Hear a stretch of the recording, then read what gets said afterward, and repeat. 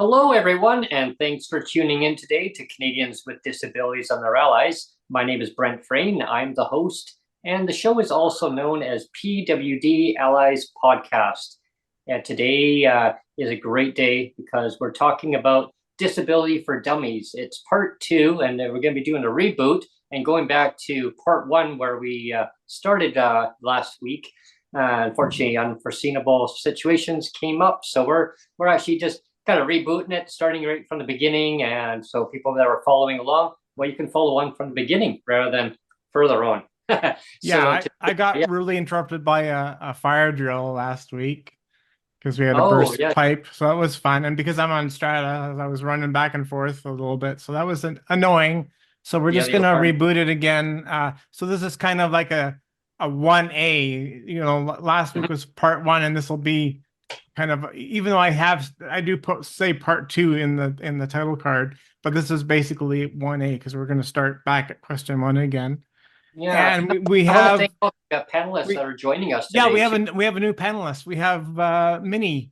And what episode were you in, Minnie? I was at 40 something last year.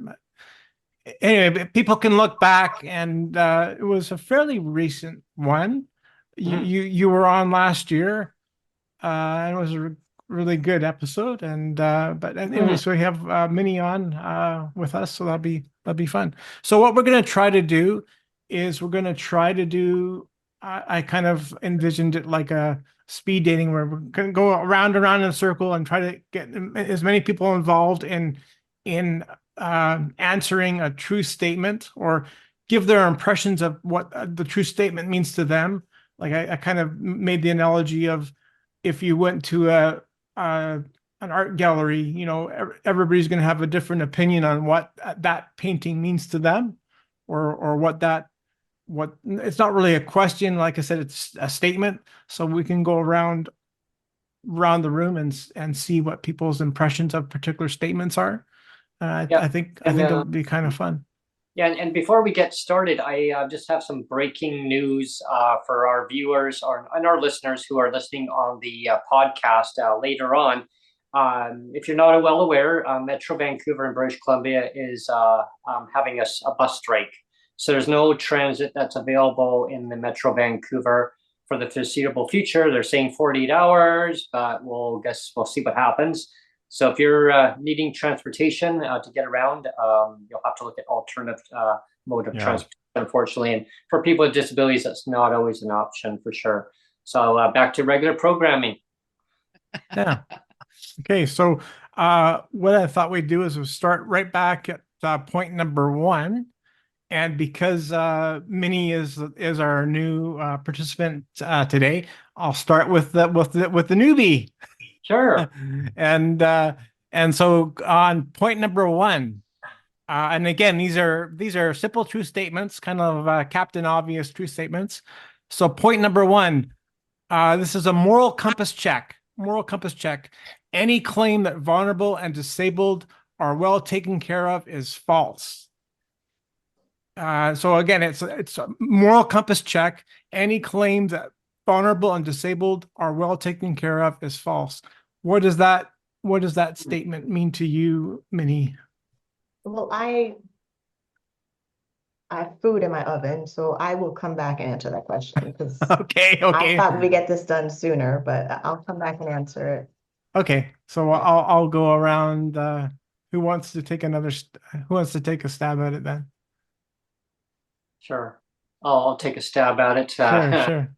Yeah, well, that's the myth. It's Neil, and everyone listening and to the podcast and watching live. As we know, legislative poverty is government imposed poverty. So definitely, in my view, no, people are not taken care of.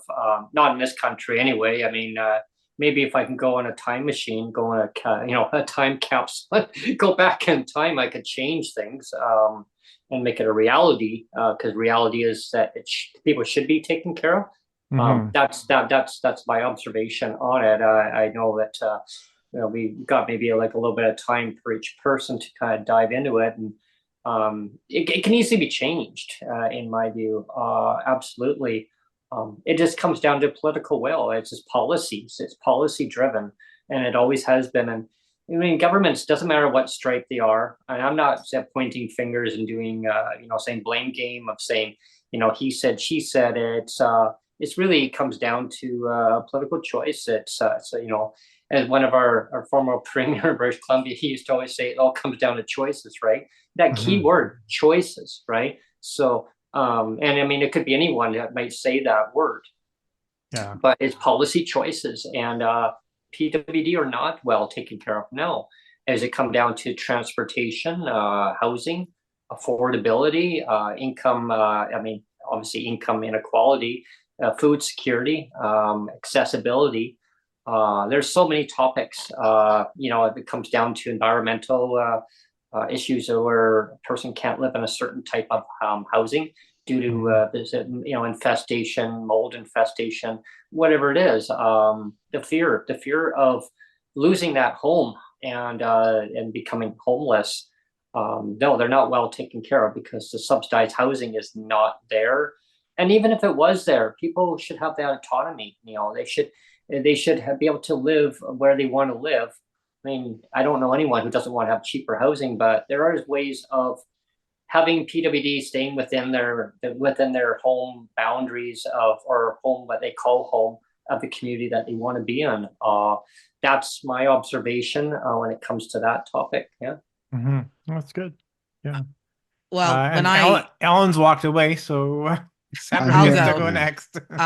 So what I was, I think what springs to mind when I hear that statement is the fact that so many people, especially people that aren't disabled or people that are disabled, but they have more means than a lot of us, tend to think that, oh, well, the government takes care of you. Look at all the benefits you get. Don't you get help with this and that? And in reality, we don't get the help we need. Our incomes are well below what it costs for us to, live in dignity.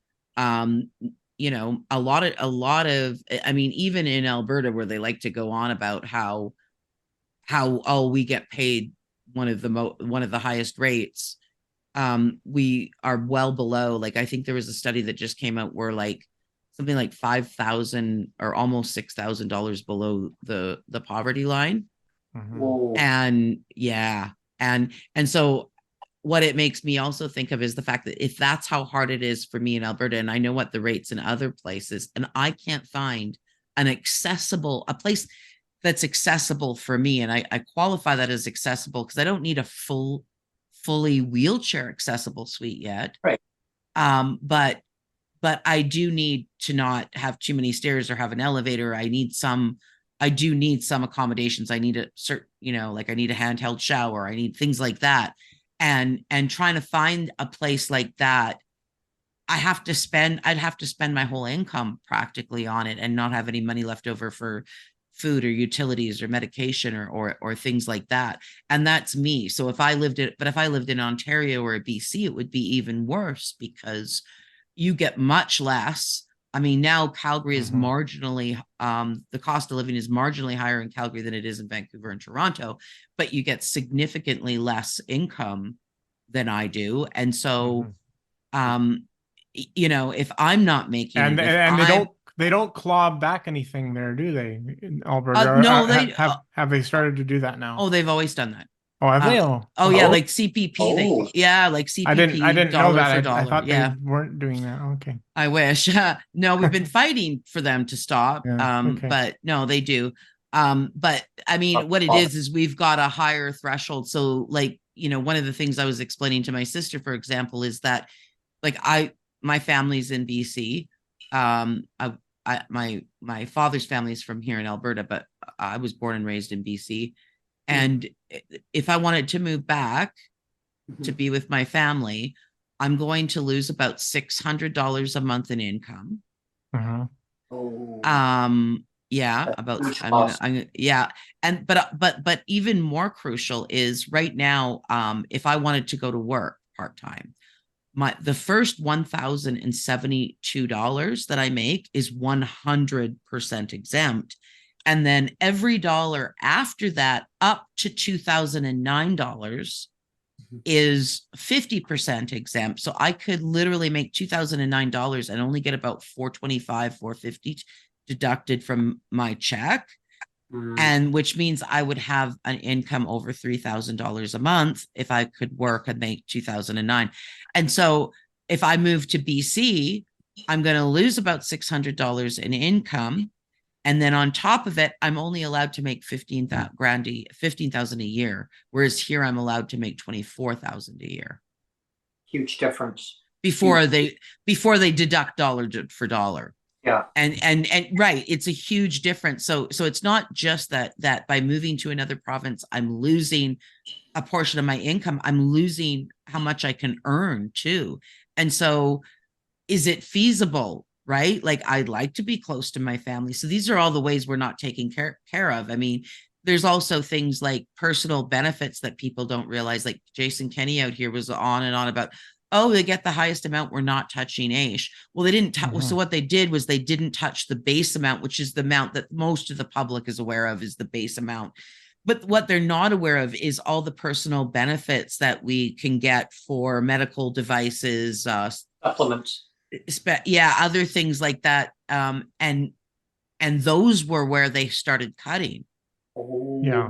And so people were like, oh, but they didn't. And it's like, no, they did. They just didn't do it in a way that you can see it. You would only be able to know if you were actually living on AISH or you had a close family member living on AISH, then you would become acutely aware of all the cuts they make. So this idea that even in a province where we're noted for having one of the highest rates for disability, we're still well below the poverty line. We're still getting, you know what I mean? Like it's still a struggle. So and I think that should be the baseline to go, if they're not making it in Alberta and they're struggling, then nobody's being taken care of anyway. Yeah. If you can't make it here, you can't make it anywhere.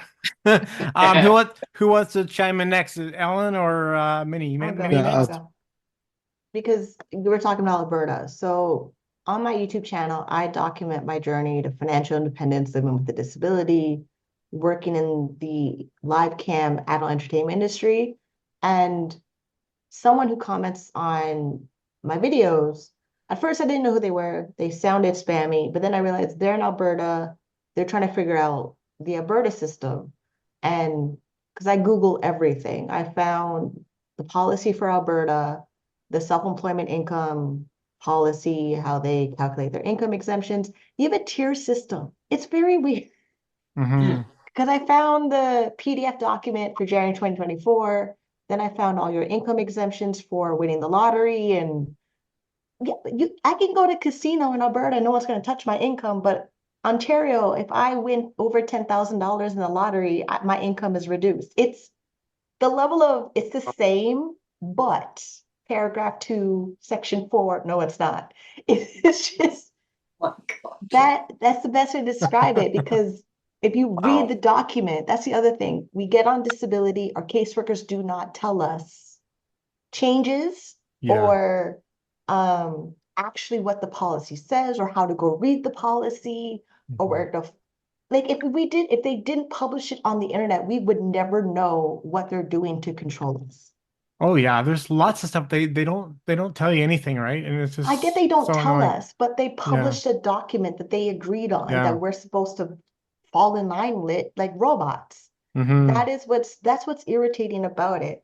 And then because Mhm. before I got on my disability, I was making really good money. I was making over 5,000 US dollars working from home, and I never had to leave my house unless I wanted to. Yeah. And then I got disabled and my whole life fell apart. And Mm. the job I have, the industry I work in, they make a frick ton of money. It's not like Mhm. they don't make money. The industry makes a lot of money. And because I dropped off, got disabled, got fat, I'm no longer relevant. Like the marketplace, being marketable in the job market, Yeah. having employable skills. And if you can't work for an employer, try to work self-employed. Self-employed, you're doing things twice. You have to do Mhm. taxes twice, report to disability, Mm. then report to the government. I ended up reading ODSP's policy on self-employment, and I went through the section of income tax installments. They Mm. won't consider that as a business expense unless the caseworker approves it. Why do I need a third person who doesn't understand my business, doesn't understand how to read profit and loss statements, telling me, oh, that's not real? Fuck them. Yeah. Yeah. Yeah, Yeah. we talk about pink unicorns all the time. Like I these got one right behind me Oh, here. imaginary Doc- things that Doc dictate. Ford's gonna, It's the Yeah. dumbest thing because Yeah. when Yeah. I file my income tax for CRA, I have to do what CRA says to do. Like Mhm. claiming my business expenses, meals and entertainment, travel, how much like cell phone use, how much of it's business, how much of it's just personal. And Mhm. then I go to ODSP and they're like, oh, we're not going to take that. We're not going to take that. And because they don't recognize every expense, that means my clawback income is higher. That means I get kicked off ODSP higher because they don't recognize all my business expenses because it's income minus expenses, then net income because I'm not an employee where they automatically take taxes off my paycheck. Right. Yeah. Yeah. Yeah. So not Yeah. only like the oh, system just to keep me alive and basic, like paying my basic expenses and things like that, just to make more money and being self-employed, I needed a caseworker that actually understood self-employment. Because from 2010 to 2016, they wouldn't accept my income. They would reject it. I would send in my income report that they tell you to send in your income report, and they send it back to me saying it's not real income. Yeah. It's a small business. It's enterprise. It's what's the backbone of the economy where everyone who has a small business trying to pay back their CEBA loan right now. Yeah. Mhm. Yeah, Mhm. Yeah. it's just the most frustrating thing of I was a gross domestic product, producing in the economy, doing all the things. And because I got sick, I have to start from 10 steps back. Yeah. Yeah. Yeah. We So can no, all appreciate that. there's my rant Yeah. just talking about Alberta because I Yeah. read Alberta's policy. Yeah. I mean, yes, ideally it'd be nice to be in Alberta because the numbers are higher, but we Yeah. have to like know what our program benefit of why we're in the program. There's a reason we're still in the programs that we have. No, Mhm. 100%. If Yeah. it was 100% horrible, we would quit and find something else. But there's still something in it that still works. Yeah. Mhm. We have MJ with us now too. MJ, you were not with us last week. So because we're basically rebooting the show anyway, you haven't really missed much. No. So We're- so you have an opportunity now to start at point number one. And so again, for your benefit, I'm going to repeat the point. And these are basically, like I said, true statements, Captain Obvious true statements. The first true statement that we're discussing is moral compass check. Any claim that vulnerable and disabled are well taken care of is false. So again, this is a moral compass check. Any claim that vulnerable and disabled are well taken care of is false.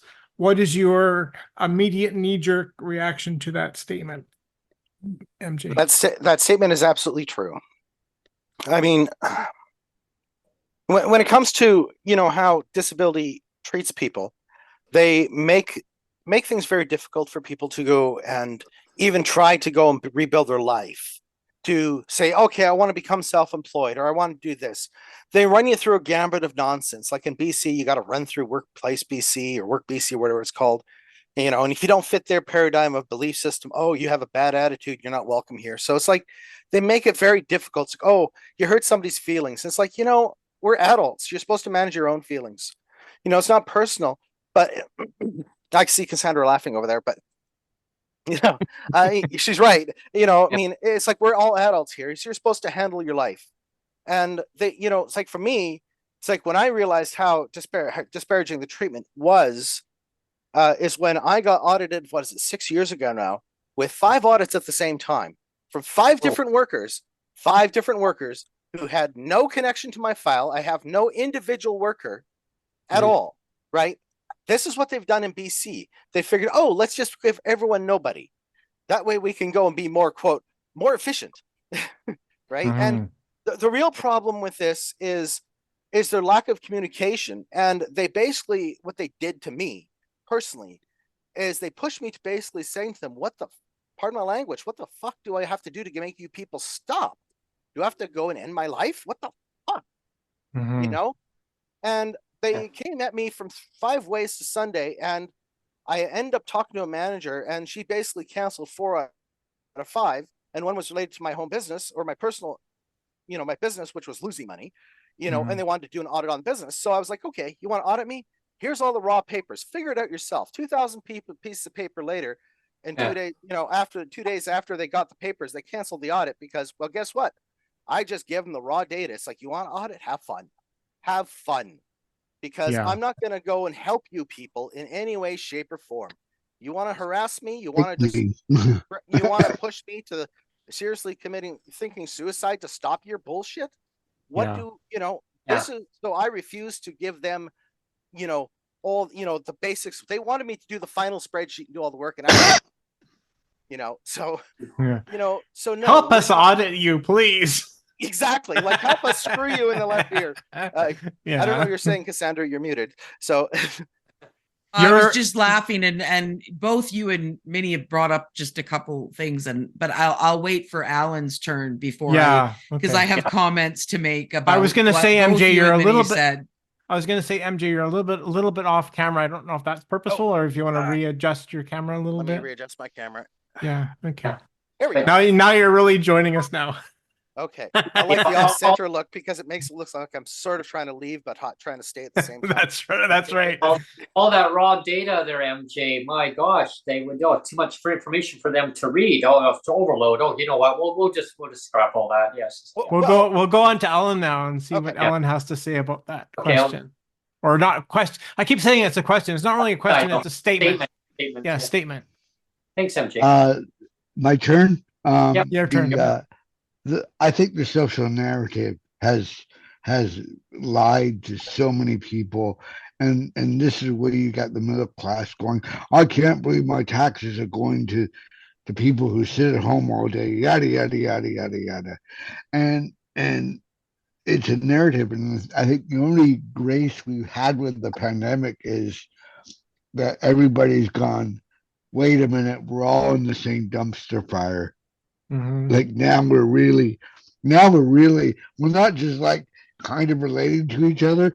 We're lined up at the same food bank. Yeah, right.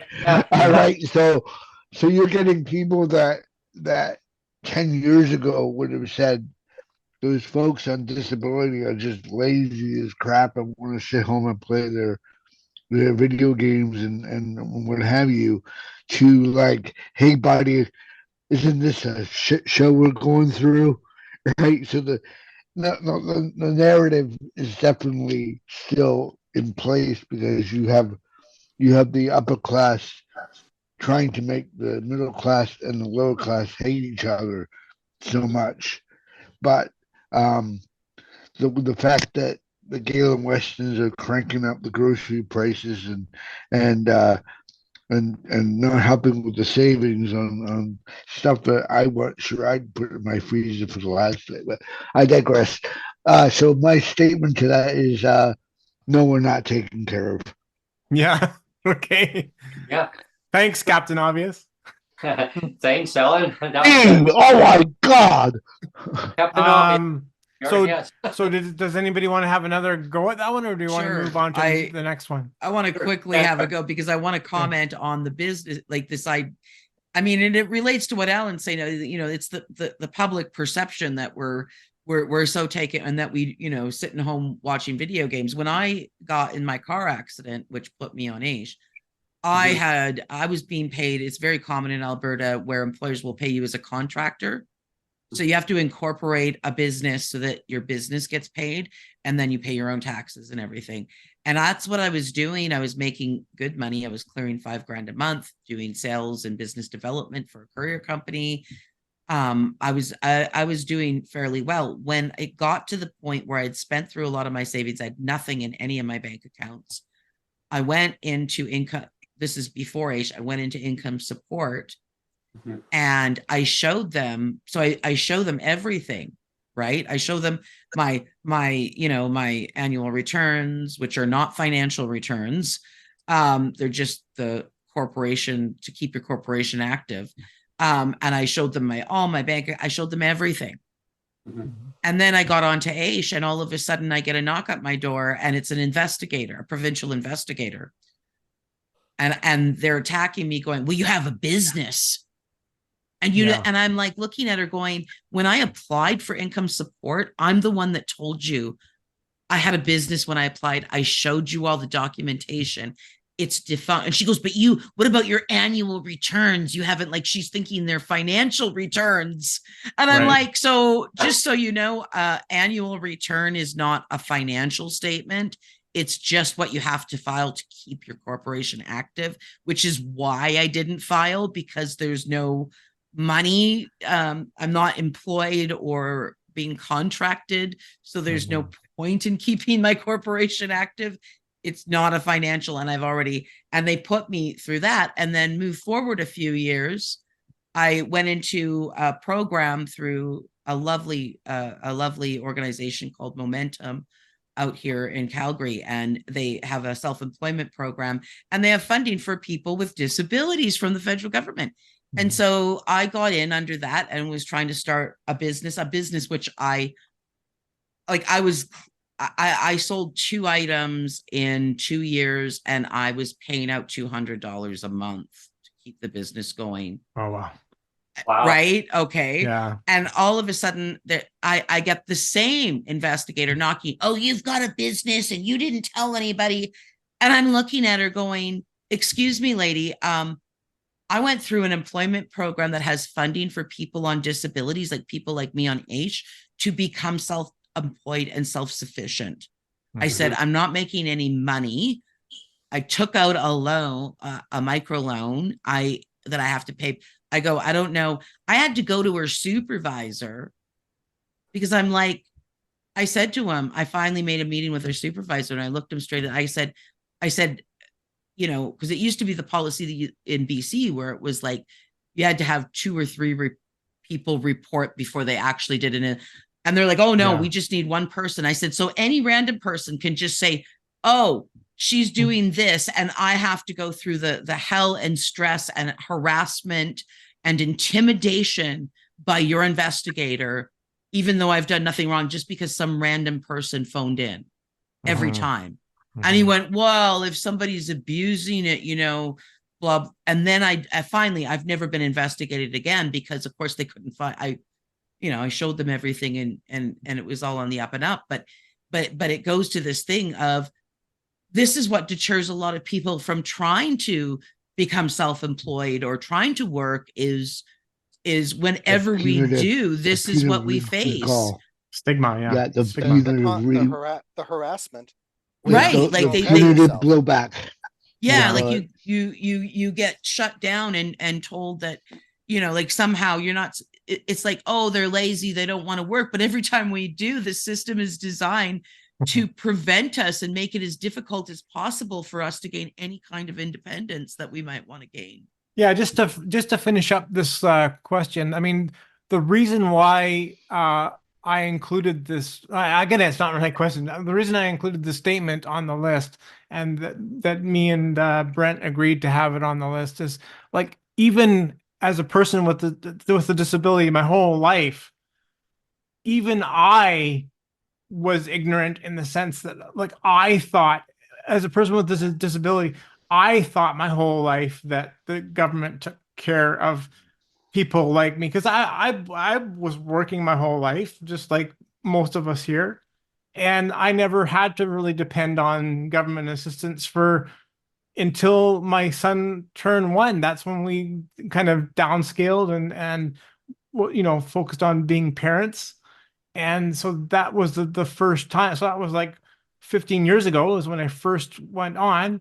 And then, then my first wife passed away. And then I really found out how crazy how, how cruel the government is, But yeah, Well, like I said, even for me, disabled my whole life, I had no idea until you actually see how perverse the government is.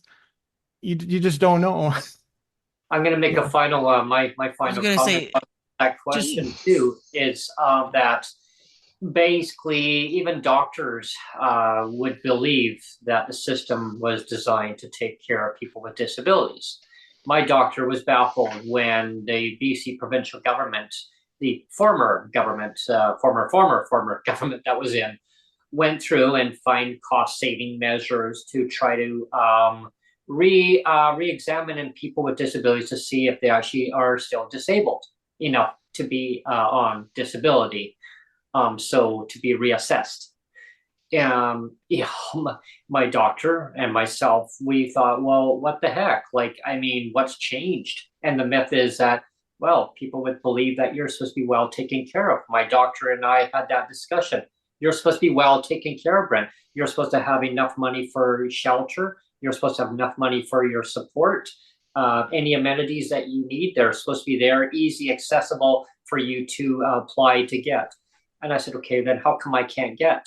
Because you need to be diagnosed with this and this and this and this and this. And I'm not going to authorize that because I put my profession on the line. I can't make up something that's not true. I can't make up that, oh, let's just pretend you're not disabled, Brent. Okay? But you are. Reality is you are, and that's why you qualify under the government's policy to meet the criteria. He says so. The myth is that I can't make up things like the government on the fly. They'll make up things just to make it look good to some of their other supporters. So that's a myth, right? I mean, I always thought that I was getting well taken care of. My mom and I used to argue about that all the time. The system is there; it'll take care of you. And that's the thing, right? I worked full time years ago, and I always thought, well, the system would be there in case I needed it. Boy, was I wrong. Was I wrong? And that's why we're all here across I'll just say our beautiful country, because it is a beautiful country, not economically, not taking care of people with disabilities, for sure, definitely not.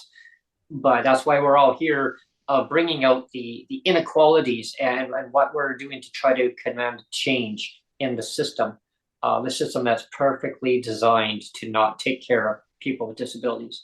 So that I'm gonna end on that. Mic drop. Yep. Yeah. So let's move on to point number 2 then. And again, we're all walking through this art museum and looking at paintings on a wall. And this is your first. Oh, I like this that is one. your first instinct on this particular painting. So this is the next painting we're going to look at. 2, having a disability is hard. Having a disability is hard. So a pretty basic statement. Having a disability is hard. Who wants to have a first go at this one? Minnie, go ahead. It's a weird statement because if you're born with your disability, you don't know what it is not to have it. And then you develop it after, like mine's after. So like I was a healthy child up until 18 or 12. But I live with parents who pushed on me that I need to work hard, go to school, not have babies until I'm married. And then I get disabled. They don't believe I'm disabled now. I'm 39. Yeah. So, and then they work in healthcare. My mom's an ER nurse. My grandmother's head nurse at St. Mike. They work in the system. And then when I got my family doctor, one of my first appointments was, I think I have PTSD. She's like, let's do the assessment. And then after the assessment, she cried, I cried, she got a hug, she gave me referral.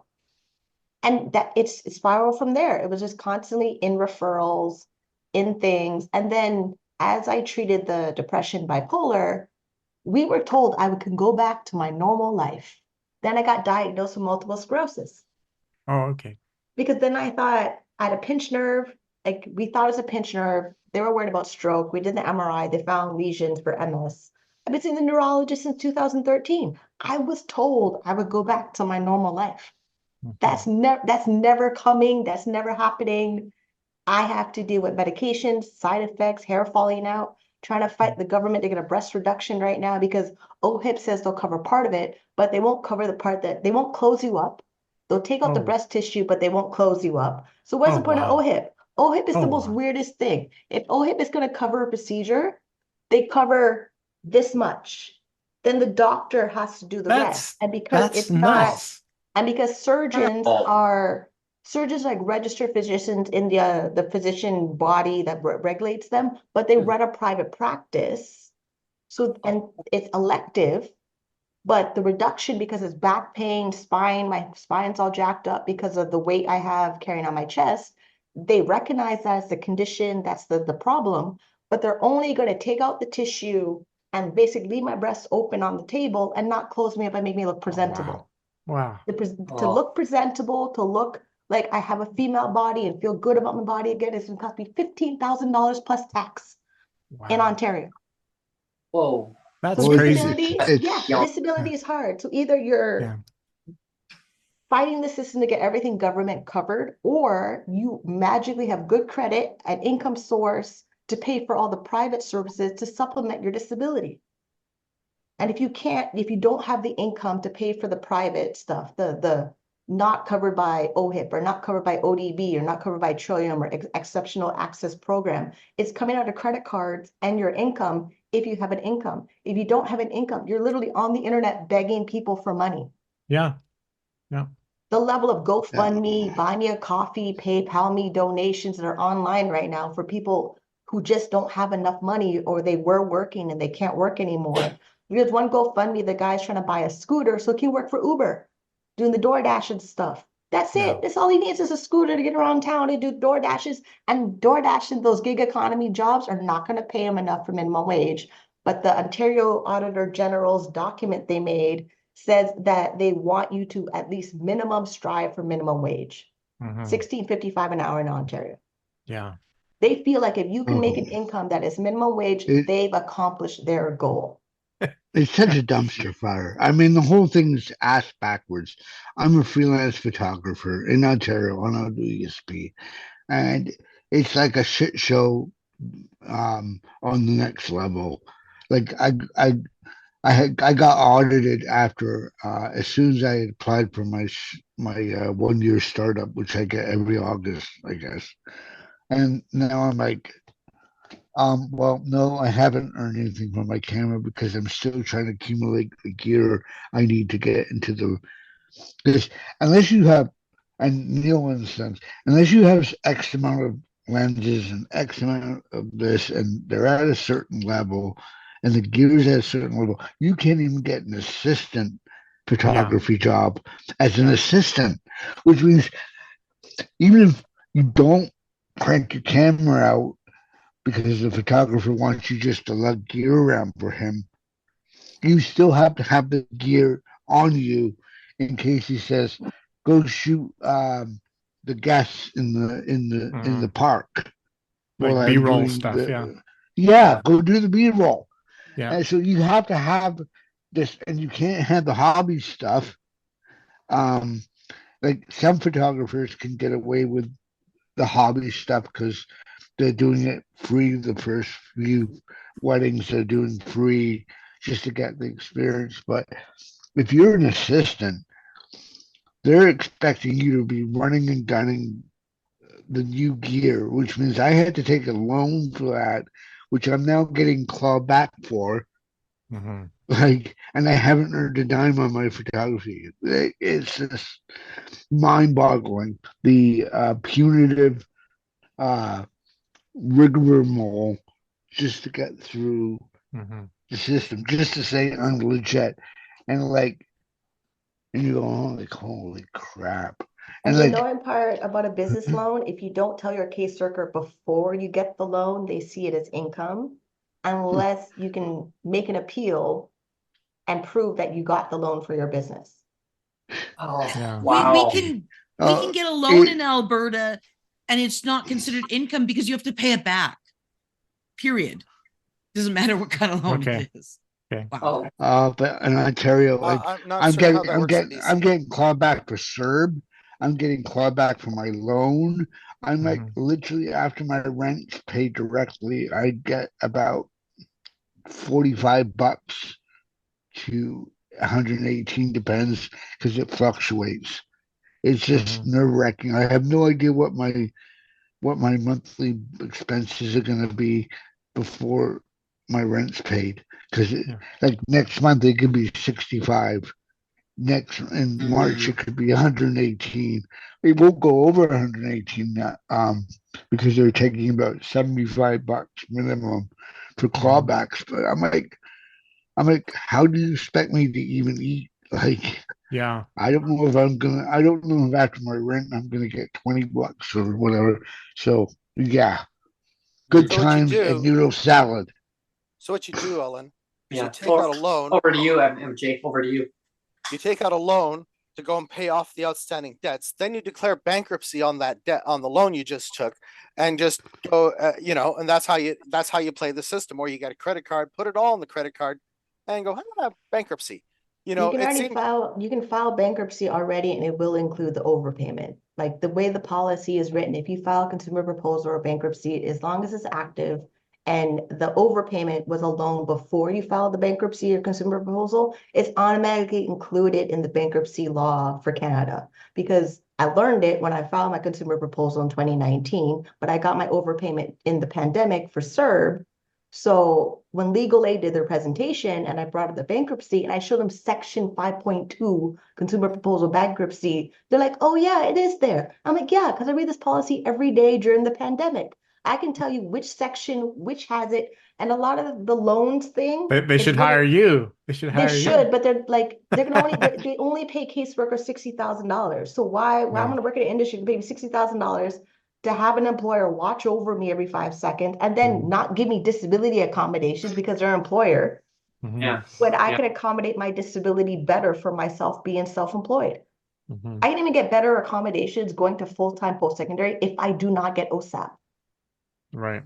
Because if I get OSAP and I'm a student with a disability getting OSAP, ODSP is watching you, and then OSAP is watching you. And then if I want to reduce my course load to reduce my stress to go into school full-time post-secondary, I have to make sure that I have 60 to 40% course load and then graduate on time and then have OSAP and ODSP watch me, and then ODSP watching OSAP of how much money they give me. And if I actually went into school post-secondary with a loan or a line of credit, nobody's watching me or asking me any questions whatsoever. Oh, in BC, if you take out a student loan, they automatically boot you off of disability. Is that what it is? I think so, yeah. It's like they don't allow for accommodations to further your education. They don't allow for accommodations.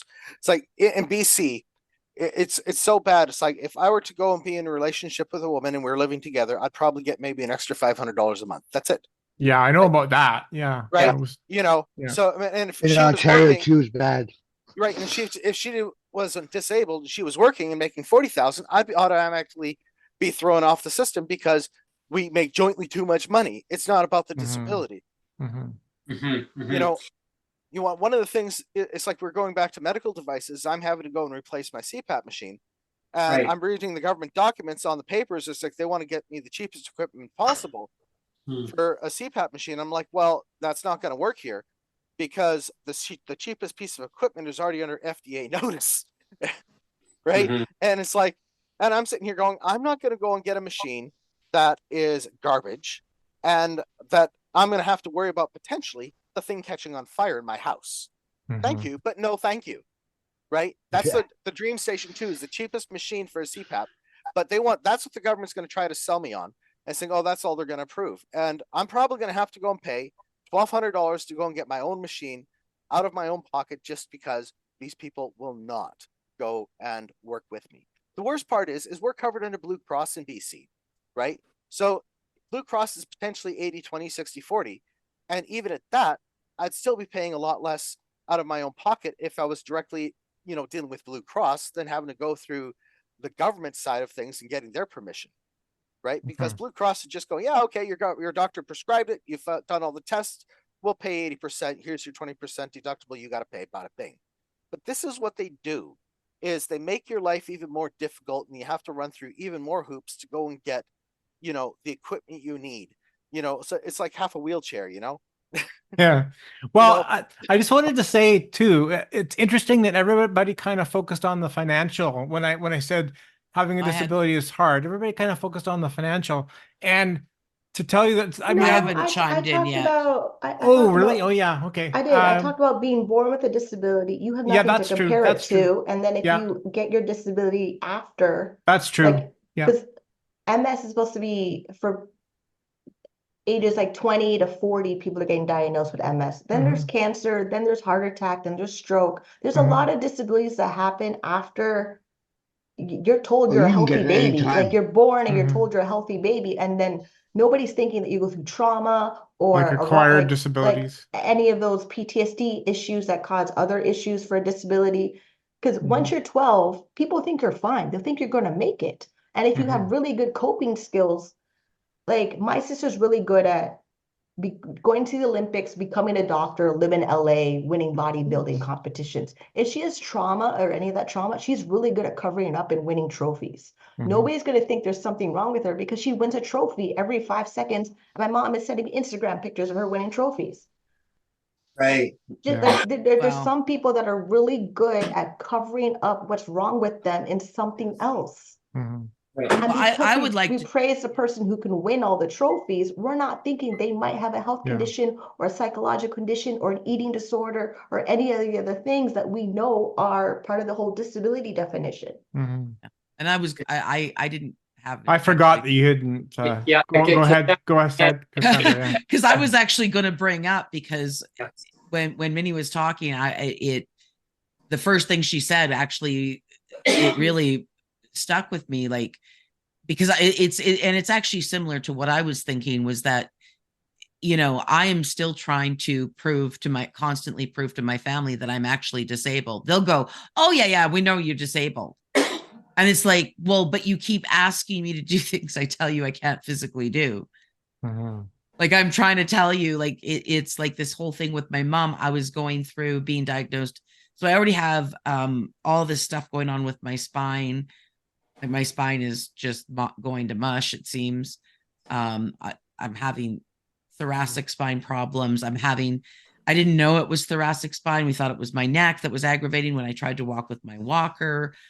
I couldn't walk with my walker, so I was trapped in my house. I had 10 stairs to get up and down that were becoming harder and harder to navigate. And on top of it, I find out I have to move. And in the time that I'm trying to figure out how I'm going to pack my 8 years worth of stuff all by myself, when I can't lift above a certain weight and I can't move things around, and I've only got, people are like, oh, you got 5 months. And it's like, and I'm going, I've only got 5 months to do this on my own. Whereas people that are able-bodied are telling me, but you've got 5 months.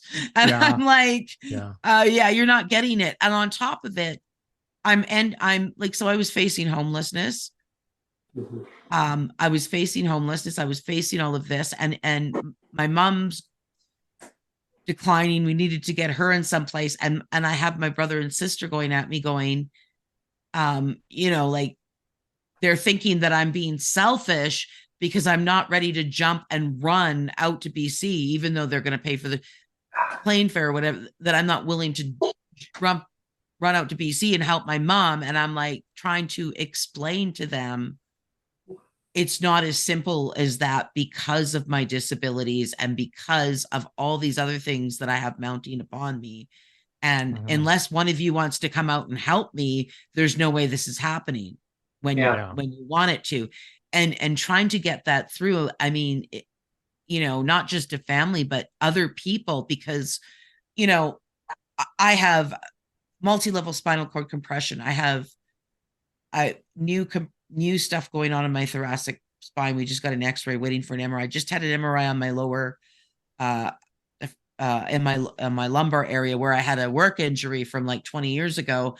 And now there's spinal cord compression there.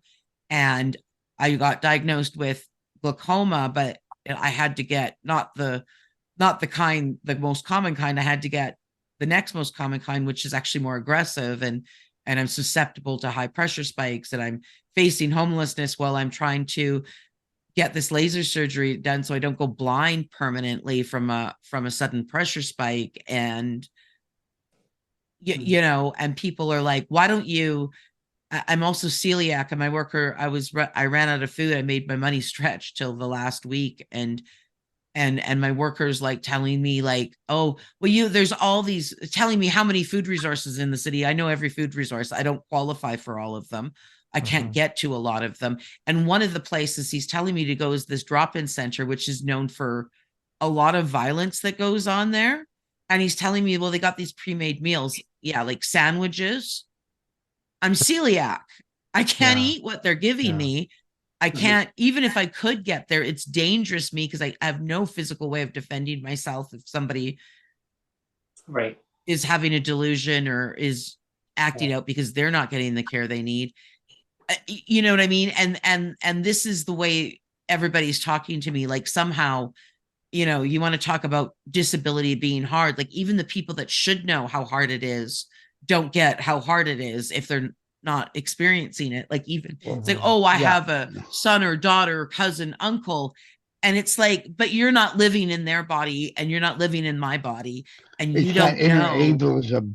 You don't inner ableism. That's, you know, and if I'm telling you, if I'm, you know, my biggest thing is if instead of just questioning me and interrogating me every time you expect me to do something I can't do, if I'm telling you, just believe me. I have no reason to lie. I'm telling you, and you just need to accept it. I had to accept it. It took me 5 years to accept that I'm physically disabled. And now I've got to convince the rest of the world, even when it's visible. You can't see what's going on inside my spine. You can't see the neuropathy in my feet. You can't see why I'm tripping when I walk because of the intermittent signals. I'm getting to the point now that there are more people on my list than there aren't. So I mean that's where I am with it being hard. But I agree with everything they said on the financial front too, because that just comes on top of it. And I was gonna say like you know, like my answer to the question would be more focused on the physical aspect, because I mean I'm basically in a wheelchair you know, full time now, instead of, you know, I still use a walker a little bit, but I spent my whole life on crutches, right? And I would always tell people like I don't have 2 legs, I have 4. Like legitimately I have 4 legs, right? So whenever I would expend energy, I'm always expending like at least twice as much energy as anybody else that's able-bodied, right? And like, and so when I would go to work, I mean, and again, I worked my whole life, and I did like 40-hour work weeks at least, like maybe 40 to 50-hour work weeks actually. And the thing is that a lot of people don't realize too is it's a lot of wear and tear on your physical body. And I would use the analogy of like, you know how they say like working like a dog, because like one dog year is equal to 7 human years, right? So I would always tell people like I feel like I'm working in dog years, you know. So like my one human year of working is like the equivalent of like 7 dog years, if that makes sense, right? That I'm expending so much more effort and energy than you know an able-bodied person is doing the same amount of work, because I have to keep myself more healthy. Like I'm having to invest in my health like more frequently than an able-bodied person is potentially, right? To keep, you know, and that would be my answer to that statement. And my answer to that statement, though, if well, yes, you go ahead first, and Jane, and I'll actually give my answer. I was gonna quickly say it's like, you know, you're disabled, and then you got a snowfall, and you have to shovel the snow. It's like you know, I have been physically exhausted for the past week and a half since it started snowing. I mean, I am mentally exhausted because my mom's 73. I live with my mom, and you know, I try to do as much as I can to help her out so she doesn't have to do this type of stuff. And my back has been in excruciating pain for the past 2 weeks. I mean, I have multiple herniated discs, in my neck and back and bad knees, but I still have to go and do it. So I'm in excruciating pain all the way around, and, people think, oh, being disabled, oh, just get over it. Just push forward. And it's like, you can only push forward to the point of where you're just in tears. And that's, and the amount of pain that I've been in has just gotten, from the point of like, I have to lie down for hours at a time, on a heating pad just to go and relax the muscles in my back so I can just sleep for 5 hours. Right. Because sometimes even lying down hurts my back. So it's like, so it's like I'm always standing up, sitting down, doing things, trying to allow for, that stress to be removed. So, I mean, each one of us here is facing, this level of discomfort at every moment of the day. And we try to push Absolutely. through until we just can't, and we're in tears. I experienced some I'm still due. I got these smacks of vertigo, and one of them knocked me out for like 2 days. I was out cold on my kitchen floor with no one to check up on me. I came to by myself, but it was because I got up too fast to go to the kitchen to get a glass of water, got vertigo. I was feeling super dizzy and I knocked myself out. But so you get these cases where you get sick, your body is like physically just taking the brunt of it. Like I felt so when I've had this bronchial thing, which I think I'm on the cusp of kicking to the curb. I feel so foggy brained that I don't want to go far from the house. Like just to go to Metro across the street is like, okay, we're gonna get a coat on, get the boots on, try and lace up said boots. Realize that you can't lace the boots up because the pea coat's too tight. Yeah. So you're back to square one again. It's like a game of snakes and ladders. So yeah, it's being disabled is hard for everybody on so many multiple levels, whether it's physical, whether it's emotional. I've been having there have been these jokers in my building knocking on my door at weird hours or shaking the door handle, like jiggling it to see if the apartment could be opened and setting off fire alarms in our building.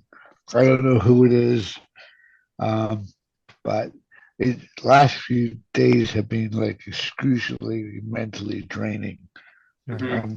Well, I'm We trying to have get over Mr. Wallace in chat here. Yeah. He's actually making a good point too. He says weather affects the body as well, which is a really important point to mention. It does, Mr. Wallace, because I'm going to give my little take on how disability is hard. As we know, I mean, in BC, we had the major Arctic outbreak. I mean, it went all the way across Canada. I mean, the prairies, they got hit really hard. And BC, though, in the south coast of BC, I'll just say to the people that are watching or listening later, the south coast of BC, traditionally, we don't normally get like a major outbreak of Arctic, like an Arctic blast. Yes, we will get some traces of Arctic air when it comes down. But this time around, we got all the way across. I mean, all the way from the Kootenays, all the way down through Kamloops, Merritt, all the way down through Hope, all the way down to Coquihalla, all the way down the south coast. I mean, including Victoria. I mean, Victoria normally does not get down to minus 15 overnight. That's without the wind chill. We got down to minus 21 with the wind chill. And you got that wind just howling through bitterly cold temperatures, disabilities, because I mean, I got the heat cranked up, baseboard hot water heating. Okay, it's baseboard hot water heating here, and it's cranked up as high as it can go, and you can't even feel the heat. You couldn't even feel the heat. My toes were freezing cold on the floor. I had 3 pairs of socks on, and I could still feel the coldness. I had the curtains closed to keep the heat in, but because it's single pane windows. And meanwhile, they're saying on the news, oh, well, seniors are taking the brunt. Well, what about people with disabilities? The problem is media makes it hard on people with disabilities. They don't like talking about people with disabilities, their stories. What on a day-to-day basis, what do we go through? Yes, seniors have it hard too, and I'm not downplaying it because yes, seniors with disabilities, yes, it's in the income. Oh my part. God, what a shocking thought. Oh, I know. Well, I mean, I always say that it's because disability isn't sexy enough, right? I mean, oh, absolutely. Yeah. to put it simply, I mean, it doesn't get, it's just not sexy. So it's Yeah. like, if it's not sexy, it doesn't get the airplane. Yeah, Well- and is that when you have multiple disabilities, either physical or some of them are invisible disabilities. I have some invisible disabilities. I also have a one that's very apparent, of corrective lenses. Now, it doesn't correct my disability. No, it helps. It helps. It's like having a wheelchair. It helps AIDS. to complement your disability, and I like who I am because that's who I am. But yeah, I injured myself and I thought, oh, I'm good. I can do this. I can do this. I thought I could do more than I thought I could. My mind said yes. My body said no. I severely injured myself in 5 places on my spine. So discs got really compromised really bad, more than I thought. I couldn't even get out of bed. Disability is hard. I couldn't even get out of bed. I couldn't even move my arm. I couldn't even feel my arm. Like that's how bad it was. I didn't even realize that I moved it, but I couldn't feel it. Like you normally you can feel it. And I went to go grab something and it just dropped. It literally dropped out of my hand. Like I'm like, uh-oh. And my leg was numb. So it went all down my spine, down my leg. I remember calling up Sonia because she was supposed to come over to visit. And I said, I can't even move. Like she was, okay, I'm gonna be making a trip out. And my roommate says, what's wrong with you? Because she heard all this bang, crash, boom. And my former roommate, and she came in and she was, oh my God, are you okay? And like I had fallen out of bed. I had literally fallen on the bed and laying on the ground in my bedroom, my home bedroom. And I said, like, and I had tears running down my face, like, and I was crying because I was so much pain. And my roommate's boyfriend said, you know what, I'm gonna call the doctor right now. I'm gonna make an appointment. Like, and so he got me in, and disability is hard because the fact is that I should not have been doing something more than I was able to do. The employer downplayed it and said, oh, well, you know what, you can overcome it. You can overcome it. You'll get better. Just, take a run. You need to limber yourself up. Take a run around the block. I said, I can't move. Like I'm in pain in WCB. Well, they were helpful It's at like first. having to shove it. Well, they were helpful at first. I must admit, they were helpful at first. However, they started criticizing me, and I agreed that yeah, part of it was my fault. Part of it, I will actually own ownership of part of it because I did something that I thought I could do, but because of the act states that no, if you do something that you don't feel comfortable, don't do. But what they didn't realize is that if I didn't do, I was told that I was going to be documented and that I would be fired. That if I didn't do, they didn't know that part. See, so anyway, long story short is that I was told from a doctor that going forward, you're going to have to be so careful now of what you do going forward with repetitive kind of employment. And as you get older, unfortunately, it'll come back at you. Who knows to what degree? You just have to just be careful, right? Yeah, I shoveled someone's snow, their driveway when we had a snow fall. Not a lot in Victoria standards, but it was enough. And I just a neighborly thing to do, right? They had a shovel and the neighbor couldn't shovel anymore. So I did it, but I was doing it very carefully. And I could actually feel that little inkling like, okay, Brent, you need to stop now. And this is like decades ago when I hurt myself. But it's like, yeah, it's like, hey, I'm still here, Yeah. remind Well, me. Yeah. and I want to say, like, just listening to everybody else, I mean, it's like not only is the actually having the disability and all the barriers, physical barriers it presents, and the pain and the stuff that you're going through in your own body, but on top of those barriers, you got the additive barrier of convincing other people that you're actually going through what you're going through and that you're feeling what you're feeling. That's the ableism, Oh, right? that's 1 second. And that's exactly it. It's like you feel that you have to prove yourself to other people. Well, I don't see that. You don't see that you have that kind of disability, or you know, you put your mind to it, mind over matter. You put your mind to it, you can go and do anything. Not necessarily. No, like you need to live that person's life and understand what they're going through. There was that one, I forget what her was her name, in the wheelchair. She has a motorized wheelchair. She's gone now, but she said no amount of smiling will remove a pair of a set of stairs. And I forget her name now, but this is so true, right? I didn't know if we wanted to move on to another question, or fire another way.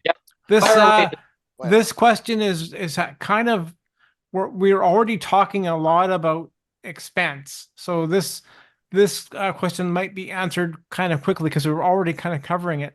But the question, or again, not the question, it's a statement. The statement is, disability is an added personal expense. So we've actually already talked a lot about expense. So maybe we can quickly go through this one. But Cassandra, you can go first if you want. It definitely costs.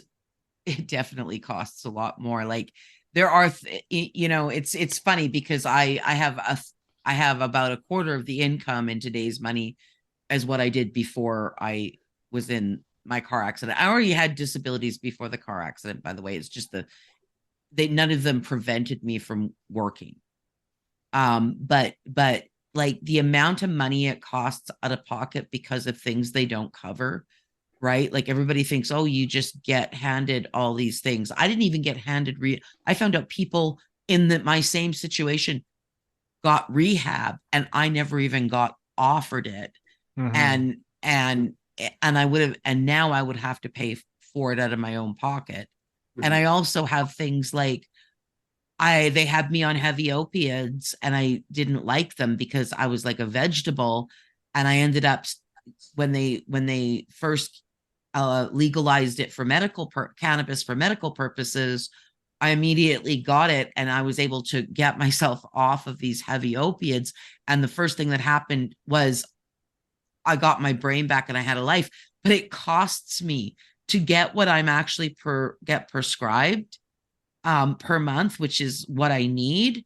I've never been able to do it because which is why I haven't been able to get completely off of them, because it's literally another $600-700 a month to actually be able to support what I would need to get off some of these medications, these pharmaceuticals that actually make my life worse. So there's all kinds of, the other thing is things like a good example is we used to have this amount on AISH that was it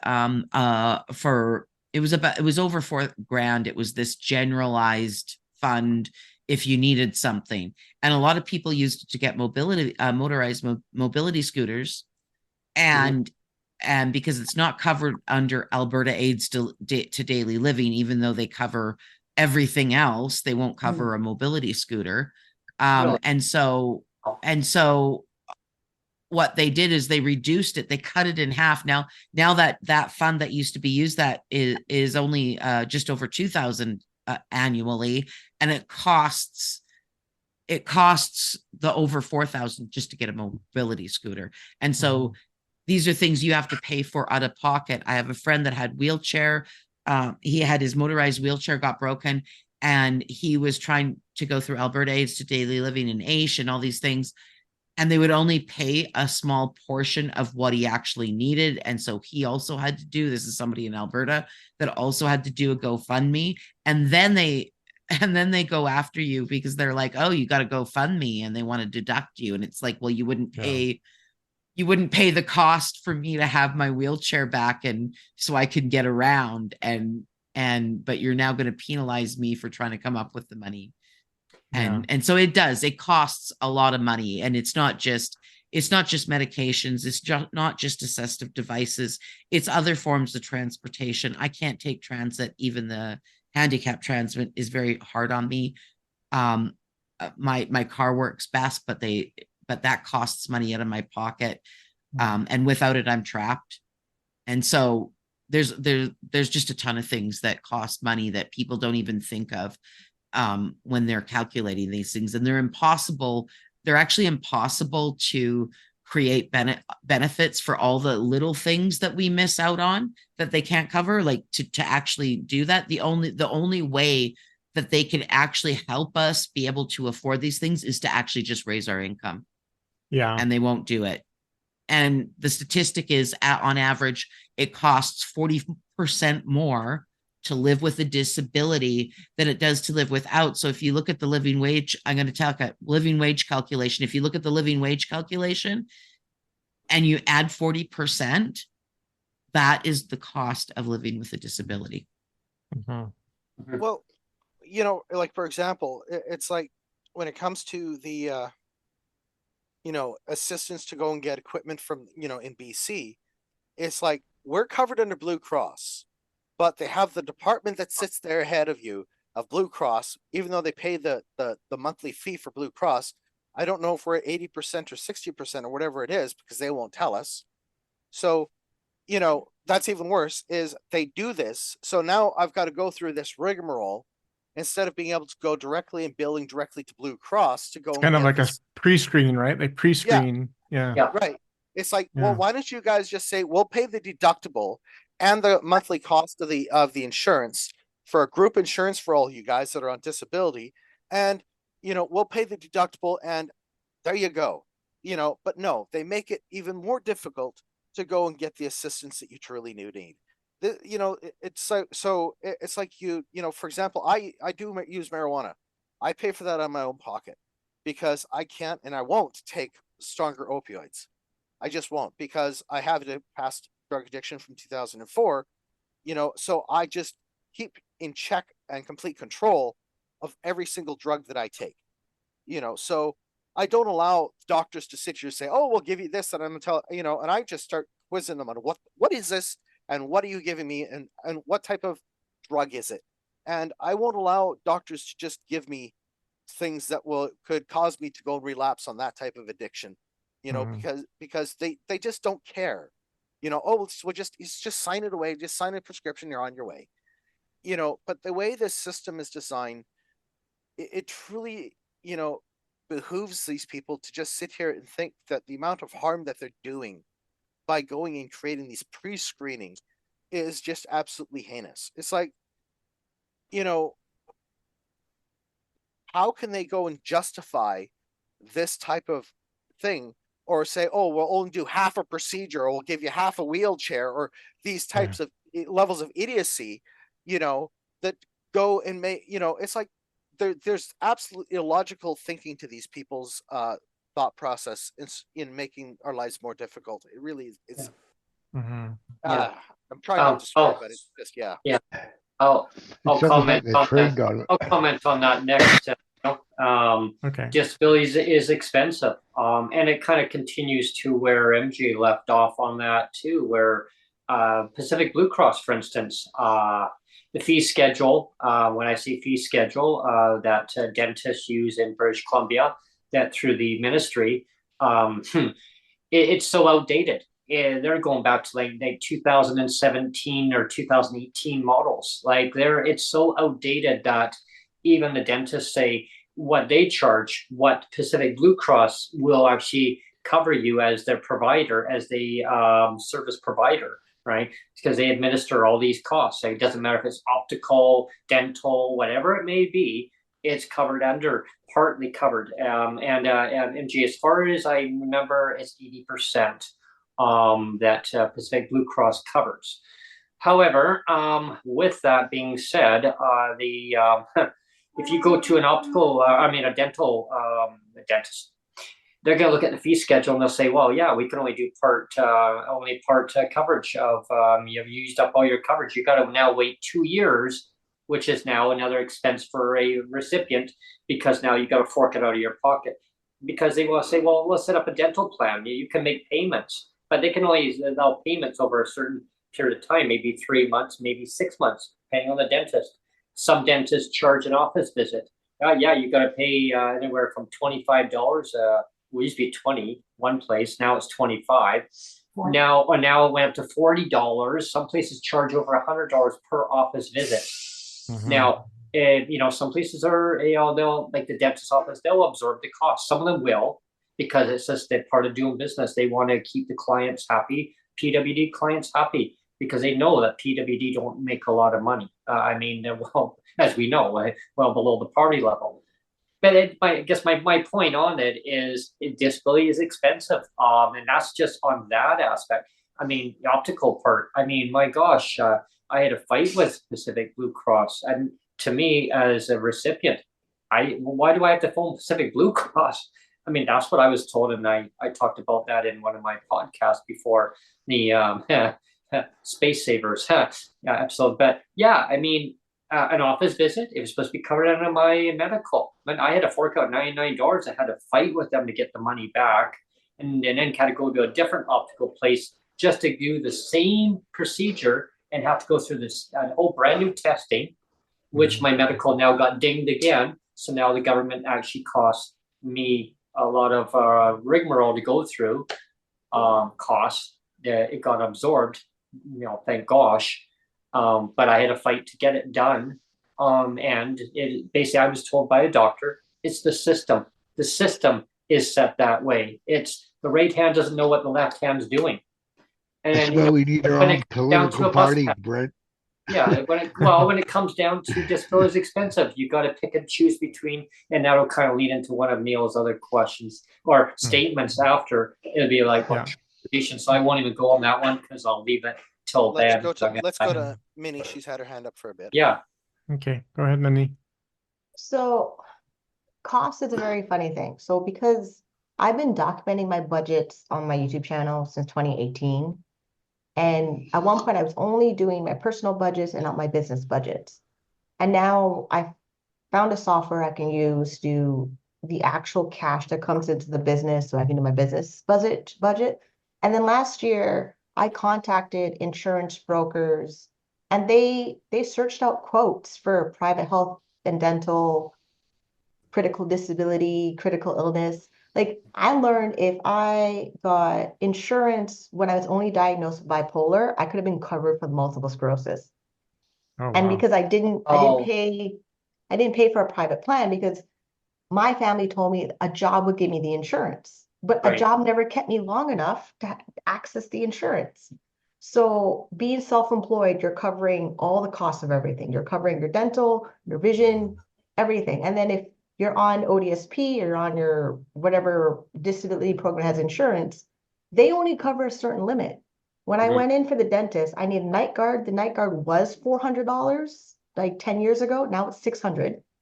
And then when I had a thing growing in my mouth, the dentist is not trained to treat it. So it just lived in my mouth, causing problems.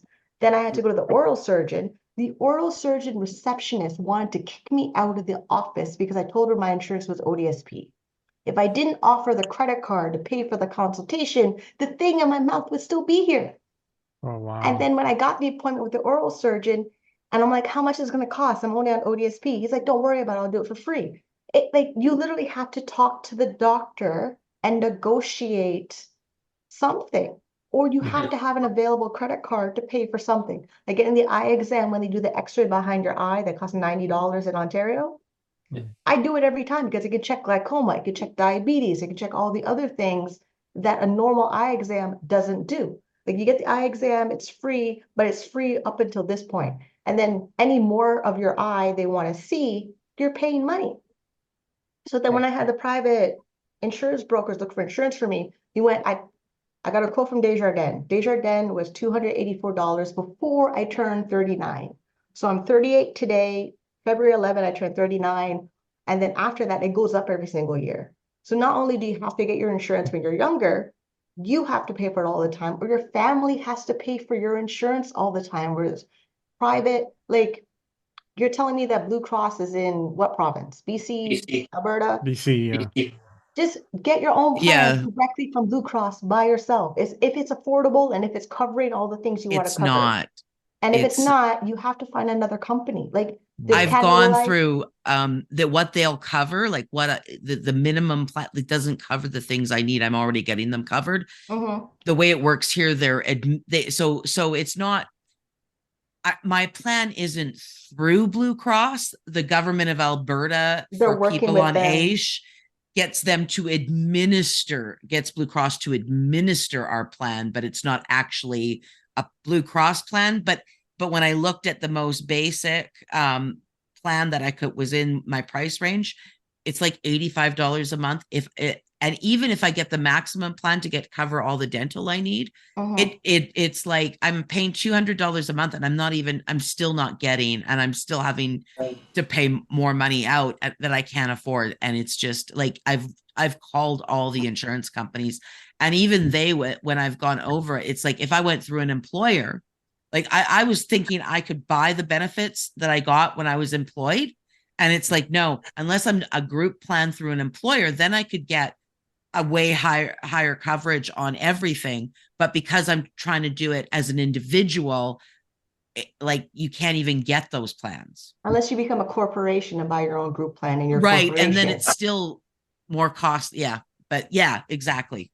Like they don't make it easy. Like I'm trying to get my vitamin D covered in the exceptional drug access program because it's $16 a month.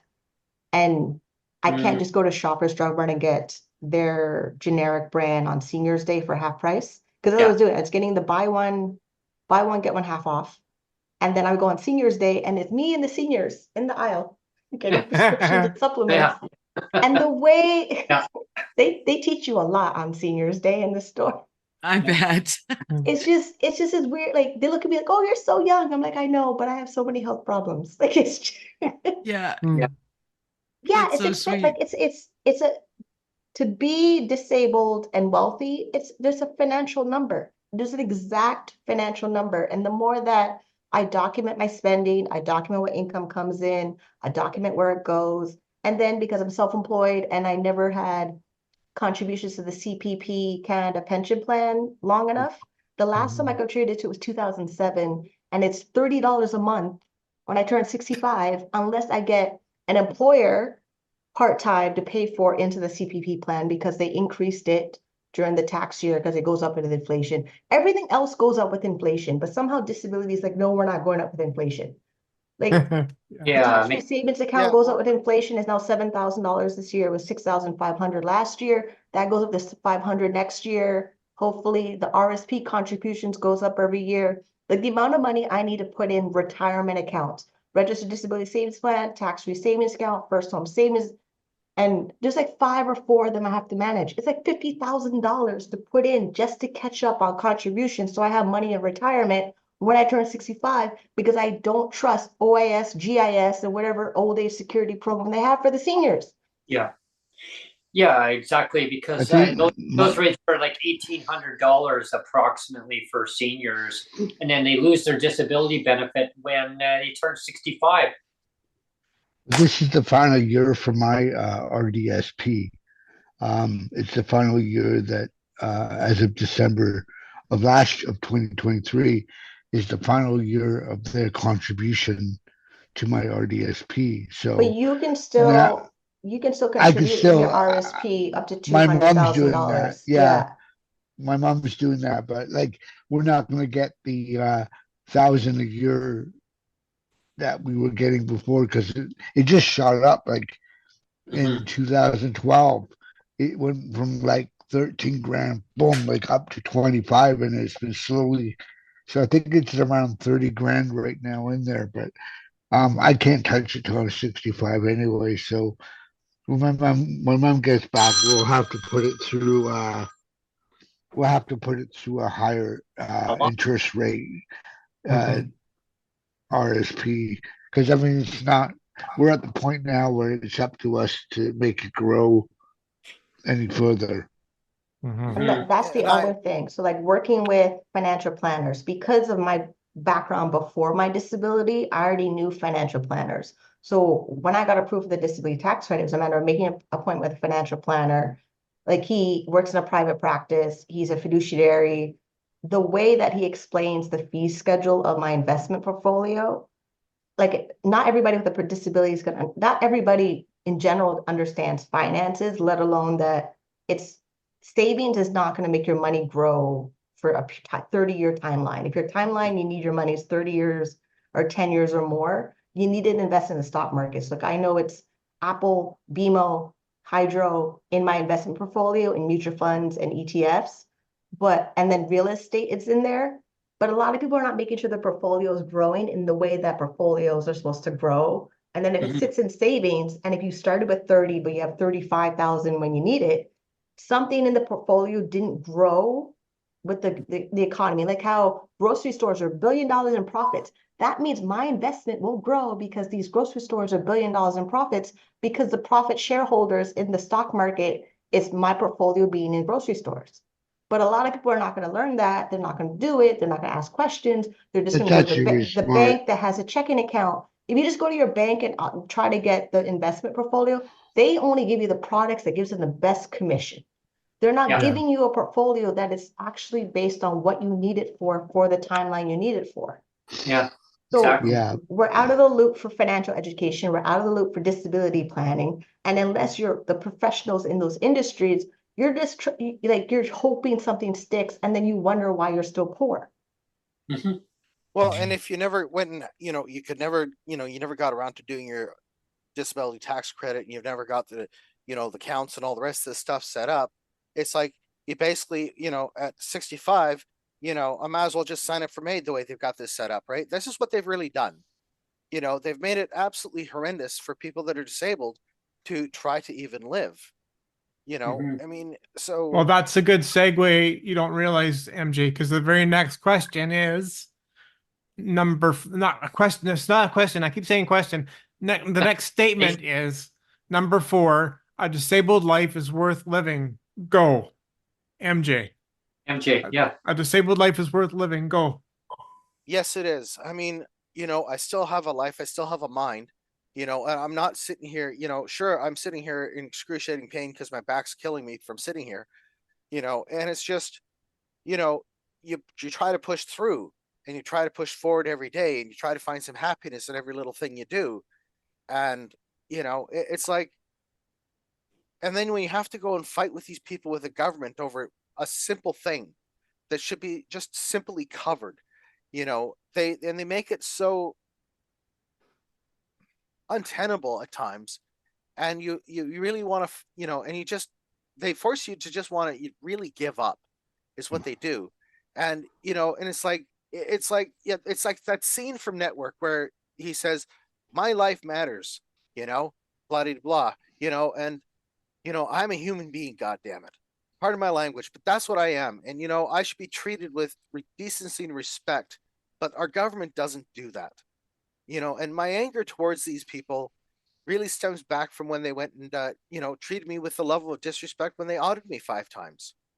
And when they don't try to go, they make it difficult to get a leg up, a handout, or a hand up even.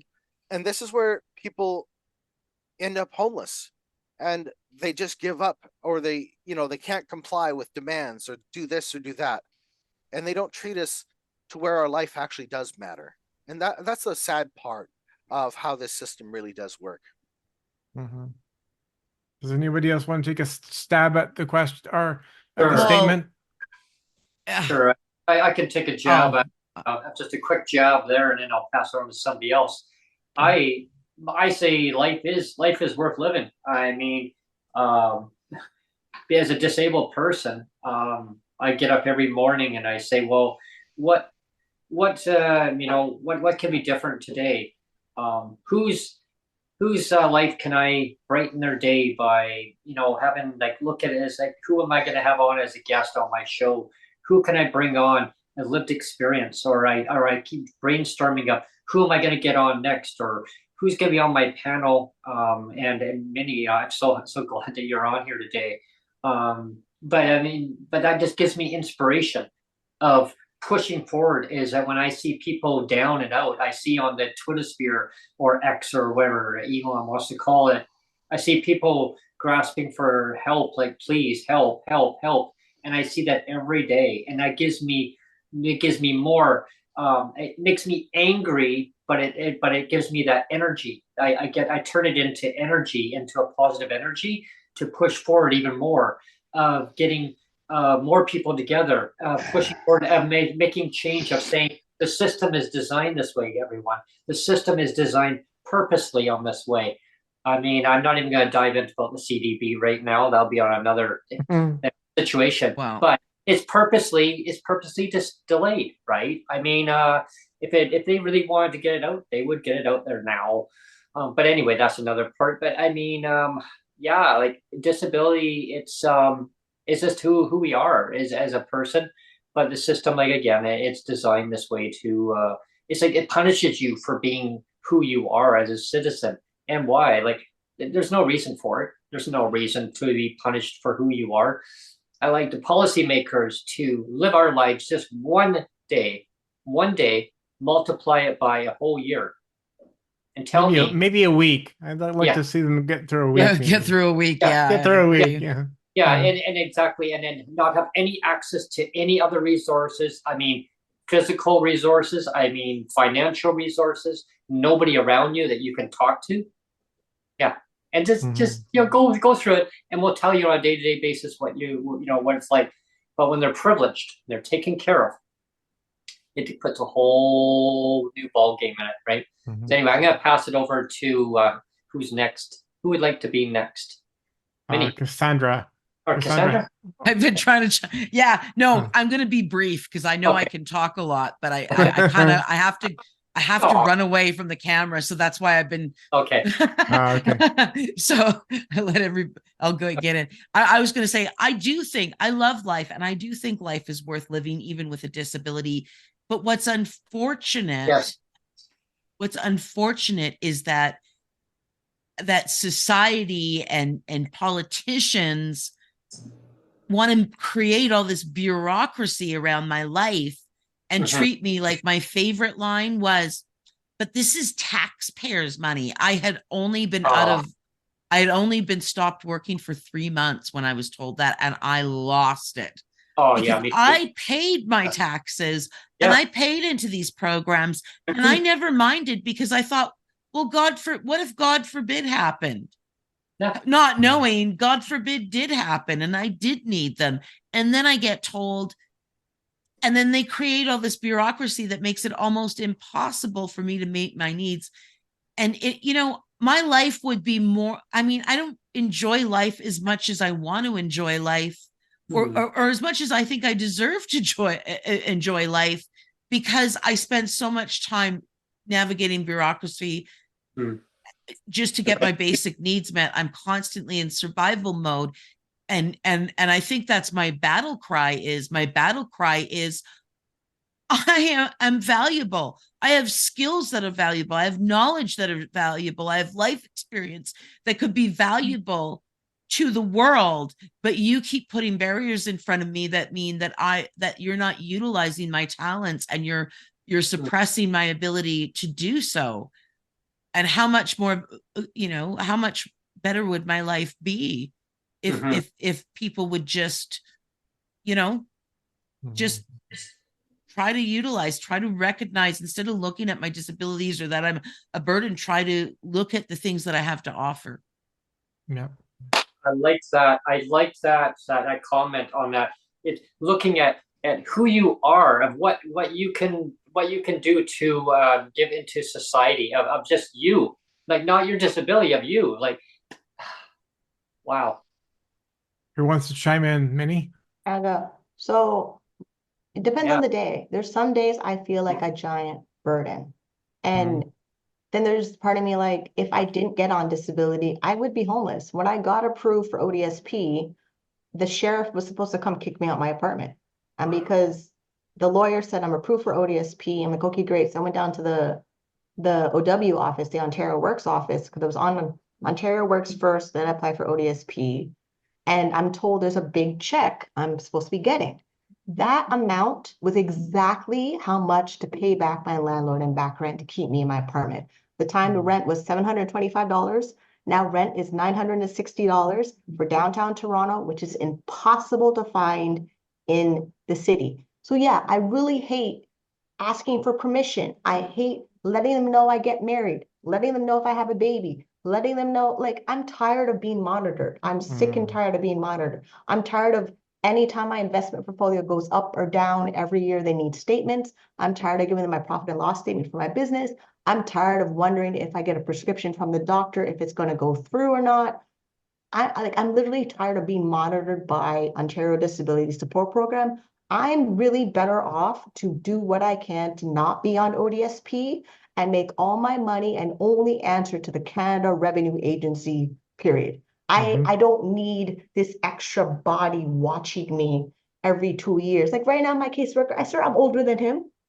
I swear he's a 20-year-old who just finished college, who's trying to do the policy. The backup worker, she sounded like she was 12.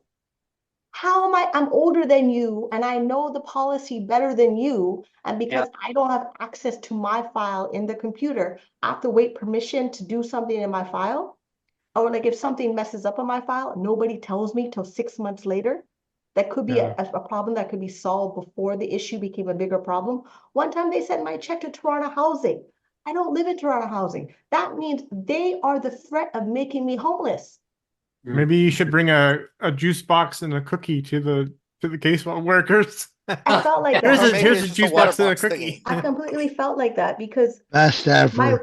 they pay my rent automatically every month in their pay direct program because Yeah, mine's the same way. of being incapable of, but like a mental condition why I couldn't pay my rent at that time. Okay, great. I'm happy for it. That means the head office gets my rent. The management office has no idea. They just know it's in the computer, it's in the system, it's paid, and all that. There's a credit right now for $23 on my file for my rent.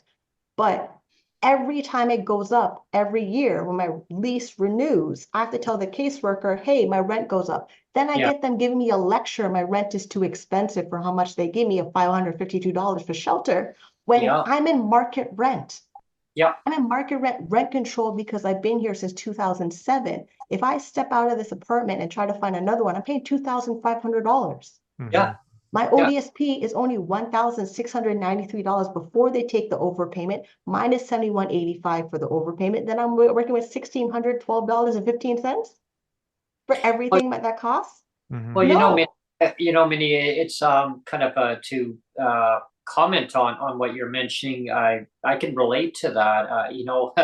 Ministry out here would be like, well, why would you want to move to a more expensive place? And people are telling me not to strive for more. I'm tired of you limiting my potential. You don't know what my potential was before I got my disability, and you don't know what it is now. And especially that we have the ability to make online businesses that make millions of dollars on the internet. The amount of e-commerce businesses, online courses that sell millions of dollars of working from home. And I know I used to make money in that. And then you're telling me that I need to go work for an employer when I know my computer can make me money?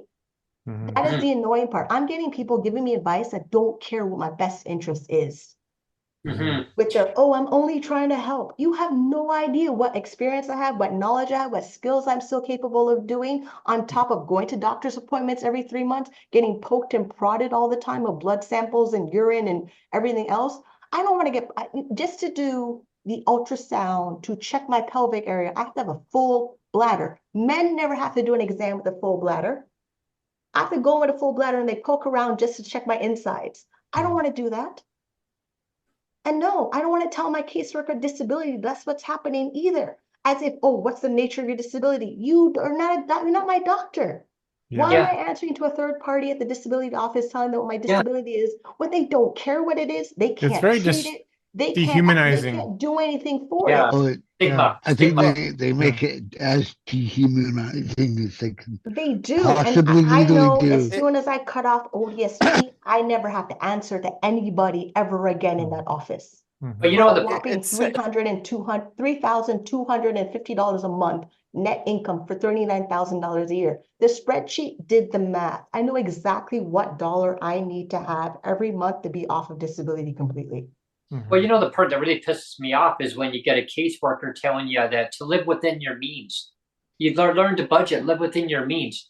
Well, you want to move away from your housing to more expensive. You got to put yourself into a financial burden, and you won't qualify for a crisis supplement. And yeah, so I go, that's my decision. It's called autonomy. It's called making a decision that's based on what my needs are. Yeah, It's like, yeah, what What's if you're even in a worse, situation, you're in a situation when you're in a housing development and you just happen to have a neighbor that has a vicious gripe, whatever that may be. Well, how do you handle that? Well, the only option is either the management office deals with it.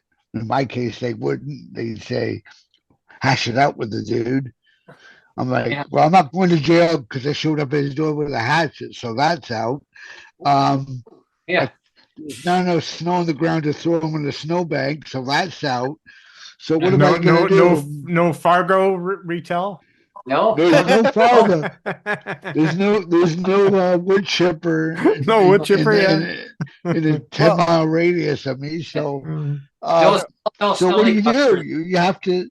You have to move, or if you end up separating from their partner and they take a unit in the same building, and you're not comfortable being under the same in the same roof, or you have a falling out with a person in the building that maybe you were dating or whatever.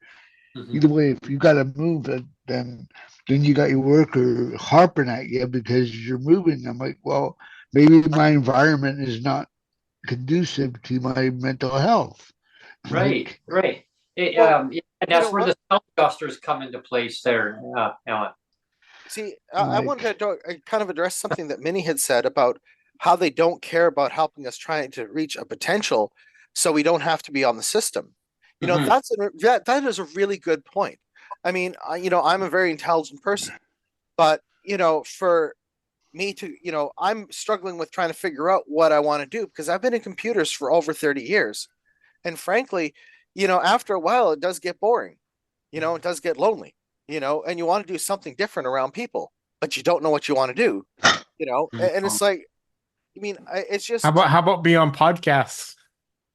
well, I do enjoy the podcast, Yeah, and I do Twitter spaces on a lot of different topics and with a lot of different people. And, some topics many people would find offensive and, others wouldn't. And that's the way life goes. I love to learn different perspectives, yep.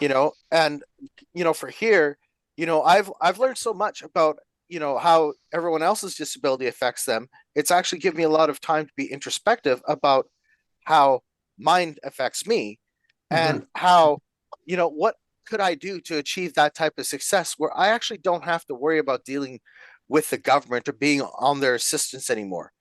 And, I'm at that point of where it's about $3,000. And the problem is it needs to go from $0 to $3,000. It just can't incrementally build because you can't sit here and go and, make a little bit, then a little bit, then a little bit, then because then they start playing this game. Oh, you're earning money, or you're earning money. Oh, we're going to cut you off. We're going to cut you off. Yeah, But we're not only going to cut you off the money, but we're not going to cut you off the medical side of things. yeah. But, right? They play I these, love it, Doc. They kind of dangle it on. Well, we still got you right here, right? but Yeah, but we're going to dangle the noose in front of you. yeah. It's just they play They these technically psychological. can review you when you're not on disability. It's in the policy. I read it. Oh, wow. The fraud section, section 12. Yeah. Yeah. Oh my gosh. I hate that I know every section of it, but yeah, in section 12, controller of fraud, they can go back and review every dollar they ever gave you your entire time on disability. Yep. Oh, wow. Same Wow. here in Alberta. And this is why I love the bankruptcy law, because the bankruptcy law, if you file it, that goes away. Yeah. Oh, really? Oh, interesting. So you Well, I was it's- gonna. It's a weird, it's so for I'm each gonna hire. province I'm gonna that hire has you it, as. I'm gonna hire you as a lawyer. I'm Amy. not. You still have to talk to the lawyer, but I'm just it's just make your It just plan. wipes it Don't out. stop them from making your plan. So if you want to explore another career, you may have to go to a private, like how there's employment agencies, but some of them don't work. Some of them They don't. they have There's only one in this they town. have an approved I- list of providers for employment services, but you may Yeah. have to go to a private person, like because I keep doing like Tony Robbins and John C. Maxwell trainings and other people that do personal development and employment coaching and small business. That's the only reason I know my potential is bigger than what the disability can offer me, because I went to other people outside of it. Yes, I it was cost gonna me more say- money, but Yeah. I had to do it. I couldn't just let disability say, you can only stay in this box. That box is not accessing what I need, because some of their disability programs are only for people with intellectual disabilities. I don't really have one. Yeah. Right. I tried to get, so my biggest barrier is to work as I have a lot of skills, and that from previous jobs, other things I've done, activism, advocacy I've done in the past. And I was like, okay, I just want to get back to doing, I could do actually some of the form work I used to do. I need assistive technology. I need a proper I need an assessment by an assistive technologist. I go through this employment agency that's supposed to be for people with disabilities, that's being paid by our government. They go, okay, well, we need to get you a functional assessment and some psychological testing. They send it to the psychologist. The psychologist sends me to a physio, and the physio is testing me as if I'm going to work at a warehouse or something, and like it was like the WCB type testing, and then the psychologist is coming back going that, well, you could do retail, or you could be a Walmart greeter. And I'm like, why don't you just shoot me in the head? I mean, like, I've just told you my entire history and the skills I have and the level of knowledge I have. And your answer is that, and all I'm looking for is an assistive technology assessment, so I can get the assistive technology I need, or I can go to the employer because there's funding for it and say, look, this is what I have for assistive tech. This is what you need to do. And these are the accommodations I need to do the work I already know how to do, and that I like doing, and that I enjoy doing, or whatever. And they can't seem to get it. Like I could literally get off. I just need assistive technology, and they won't get it for me. And they put all these barriers. They even told me, well, if you get a job, then we can give you these. And I'm like, No. and I said, so I'm going to go to the employer, and they're going to want to hire me. And then I'm going to tell them, oh, by the way, I have to get this assistive technology, and we have to go through this process. And it's going to take, even though you've hired me, it's going to take another 3 to 6 months before I can actually get to work. I said, how long do you think that hiring is going to last? Exactly. Like set up first, right? Right. Like I need this first, so I can go out and present it, and they won't. The tools. Yeah. Yeah. Hey, like when I was know. doing my assessment for DSO, I had to do this 2-hour assessment, and there's a psychologist, and they give you a bunch of bricks and puzzles and all sorts of math and stuff to see where you are intellectually. And one of the ladies said, she said, having a disability, do you think that there was a bunch of questions in it, and one of them was, having a disability, do you find that makes you a stronger person? I said, no, but it makes me funnier. Right?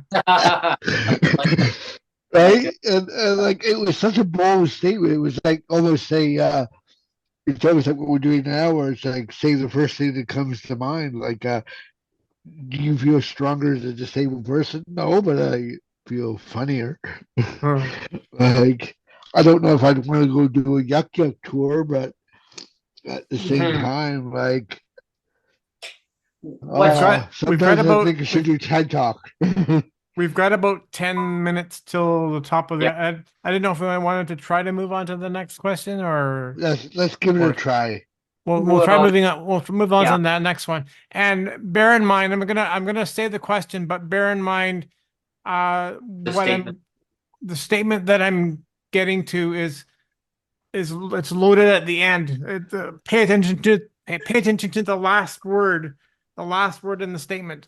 It says number 5 is Provincial PWD Shelter Allowance.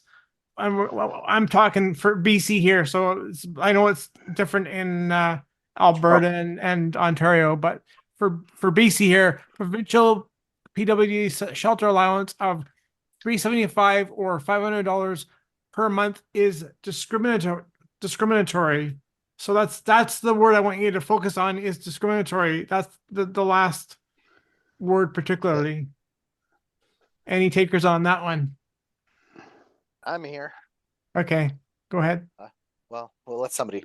Okay, it is It is financial discrimination by deliberately going and keeping people in a perpetual state of fear, doubt, and uncertainty, as it were, or fear, uncertainty, and doubt, as it were, whichever is, to keep you in a state of fear that you're going to be homeless, that you don't have enough money, and to go and sit here and deliberately go and say, oh, well, we're going to raise it like just $125. You should be thankful, you know?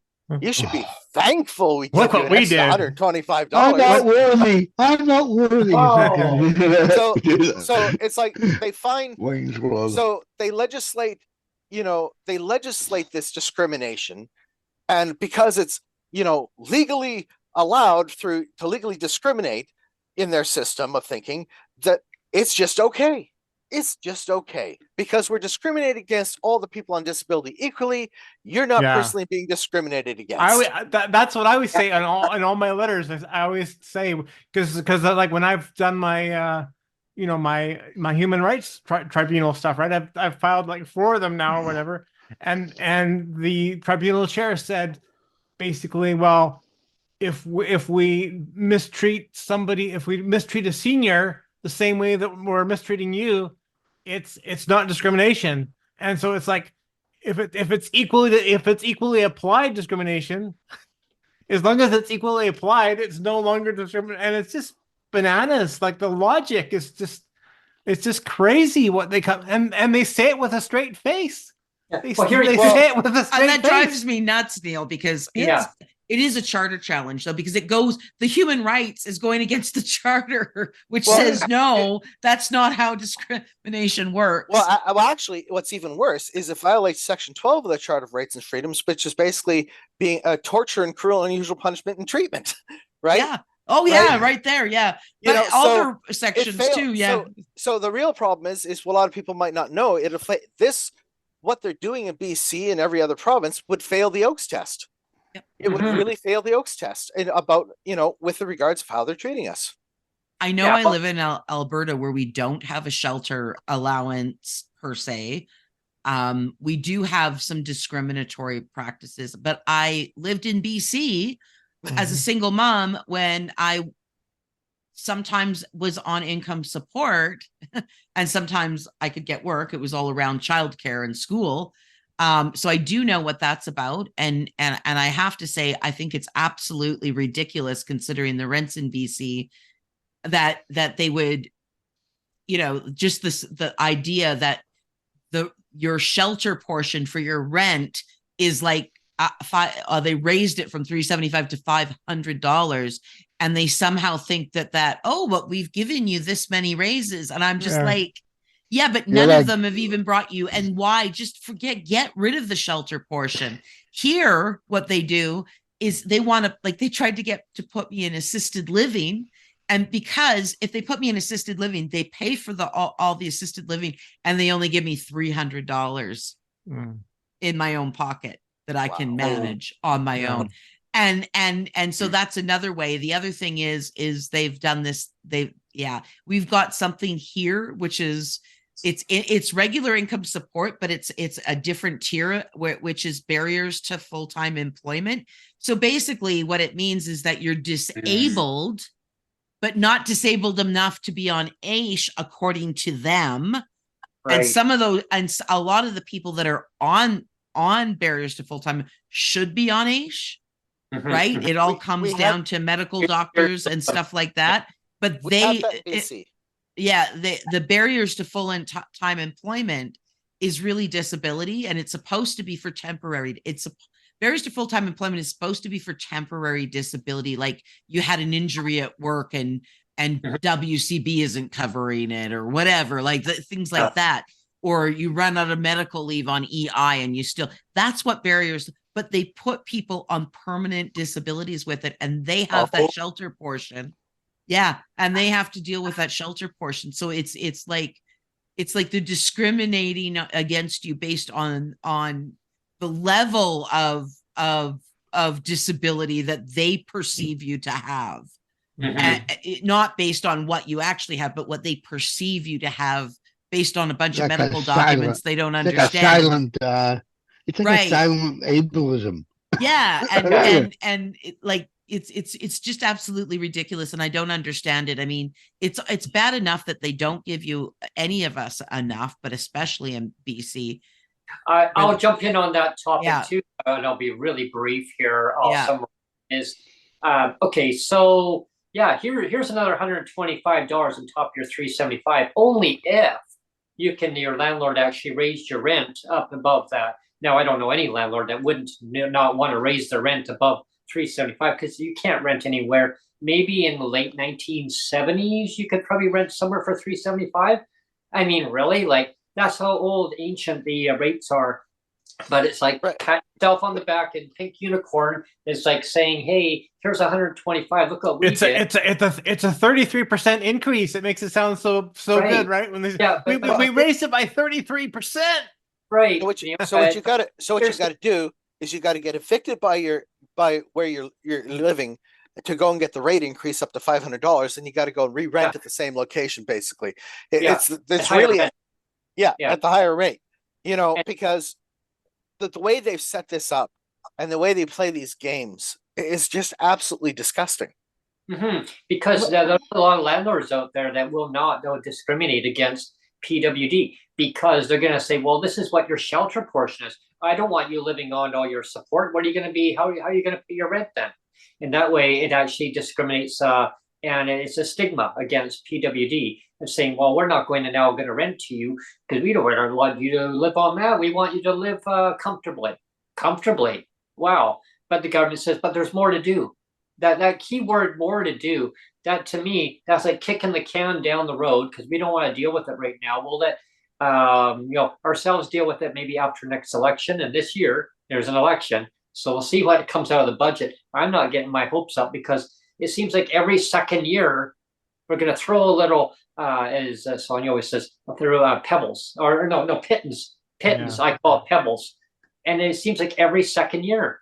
But it's like, why not be a predictable amount, tie it to inflation, bring it up way above, like a livable income, bring it right up. I mean, Well, it's not going to do. I was told the Canadian benefit can lose its national royal assent if it's left too long. Is Yeah, that- it can. Really? And- Wow. Yeah, They know. I don't know if that was the case or not, but it's like, Nobody's telling us Make- that. of course not. It's all top Yeah. secret stuff. And Yeah. the fact on that one is, June of 2025, right? And that's when they start writing it. Yeah. That's scary. We're still talking about shelter, right? So the thing with shelter, so when I was on Ontario Works, my rent was $6.99. That was $500 at that time.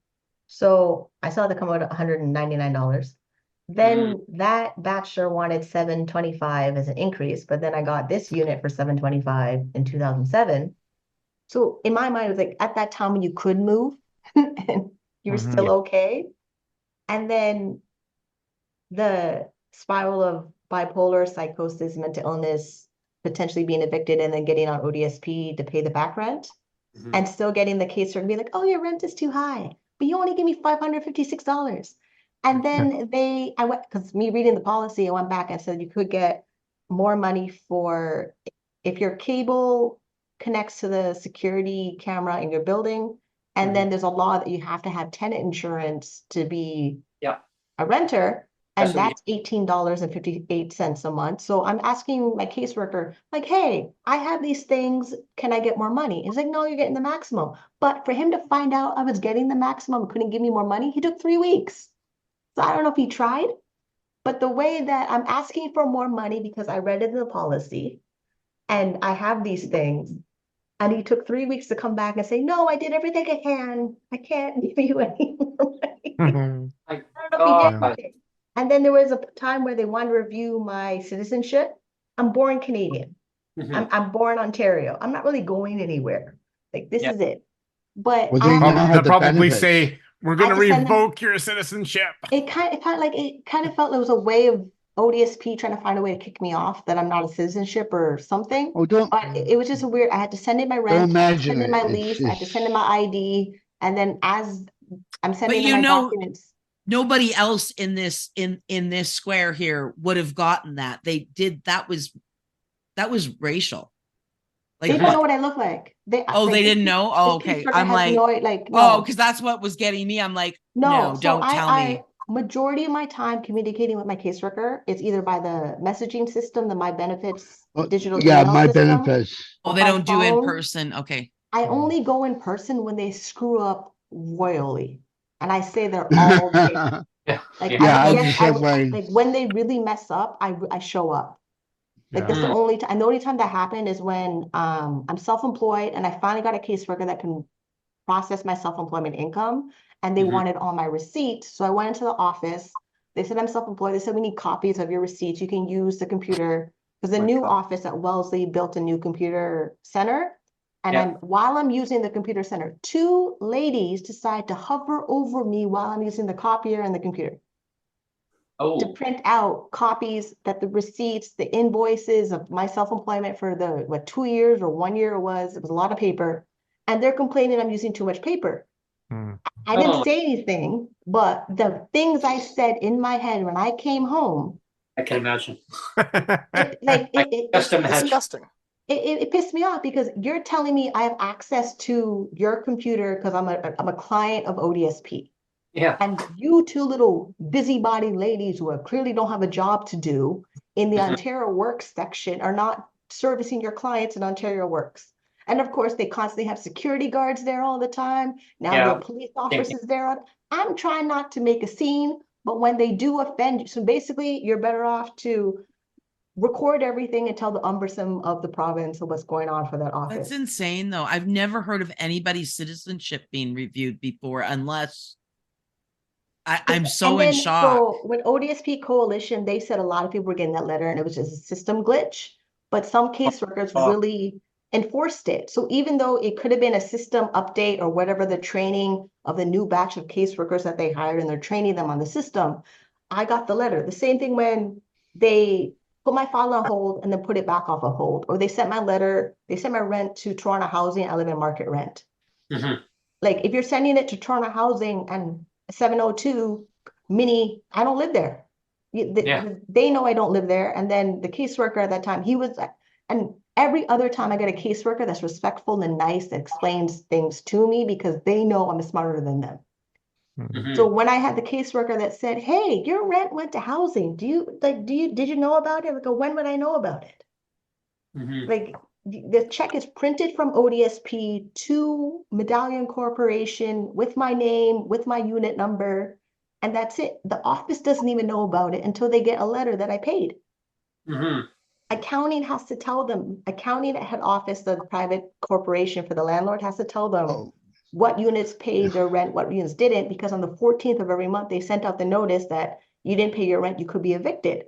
So this whole thing, like, there's parts of the system that work really well, and the parts that don't work, you have to monitor it the whole time. And then I'm making sure that I use their system, that there's always a record of them acknowledging Yeah. I screwed up. That's why I use the messaging system.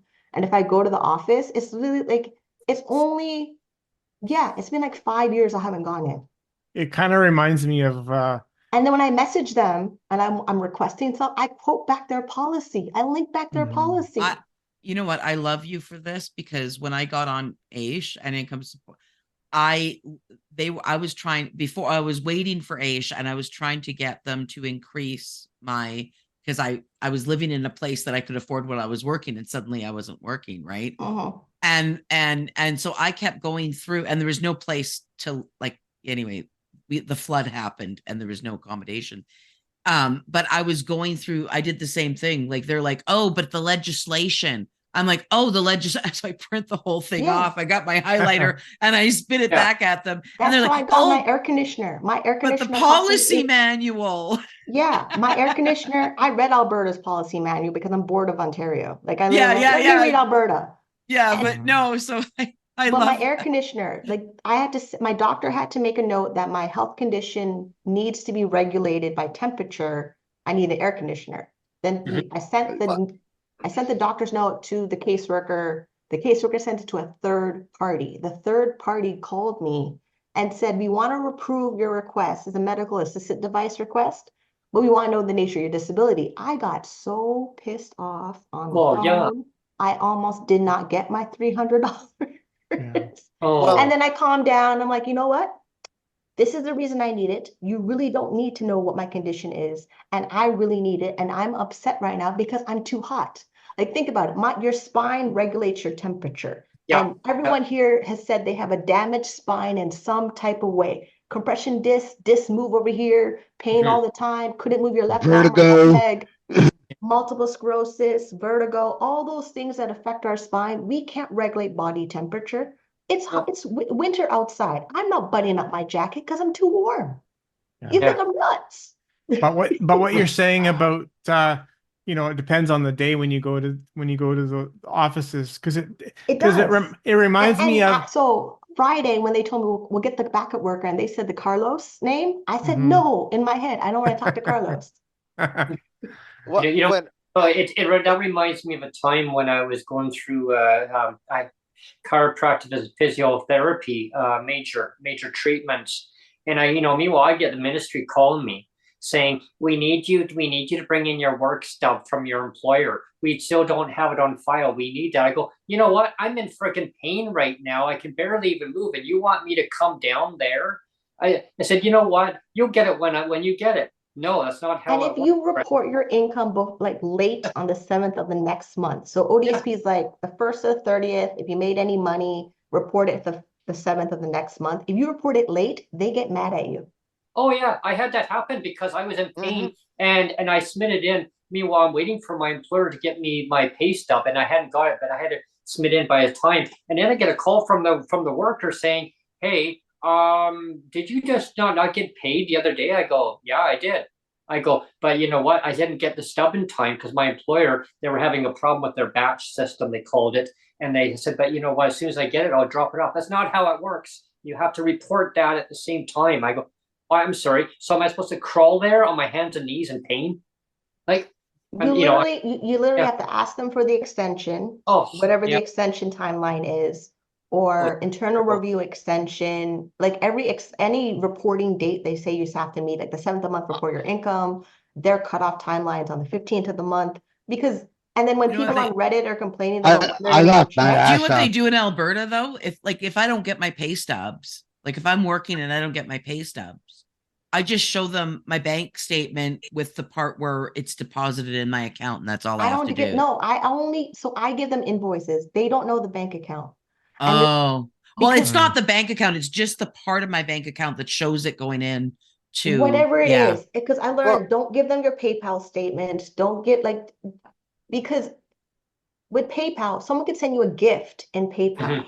And the Yeah. way that people can buy me a coffee on my YouTube channel, yeah, like it just certain income streams, I treat it as if it's an honorarium, voluntary payment, Yeah. gift based on their policy, because, and especially like commission bonuses I get for sales in the companies I work with, Mhm. that comes as a separate check. It doesn't come in my invoice. So I'm purposely making sure that I separate my income so it separates in the policy.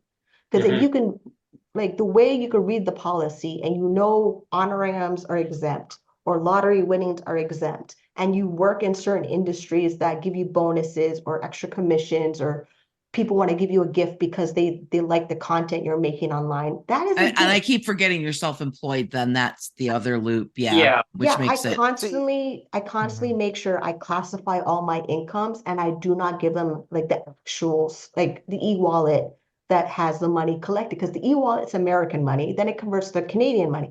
I don't need them screwing up the foreign exchange rate. Yeah. Yeah. Exactly. Because Yeah. anyhow, I give them more power, that gives them more reasons to find a way to kick you off that has nothing to do with what actually is in the policy or their job description.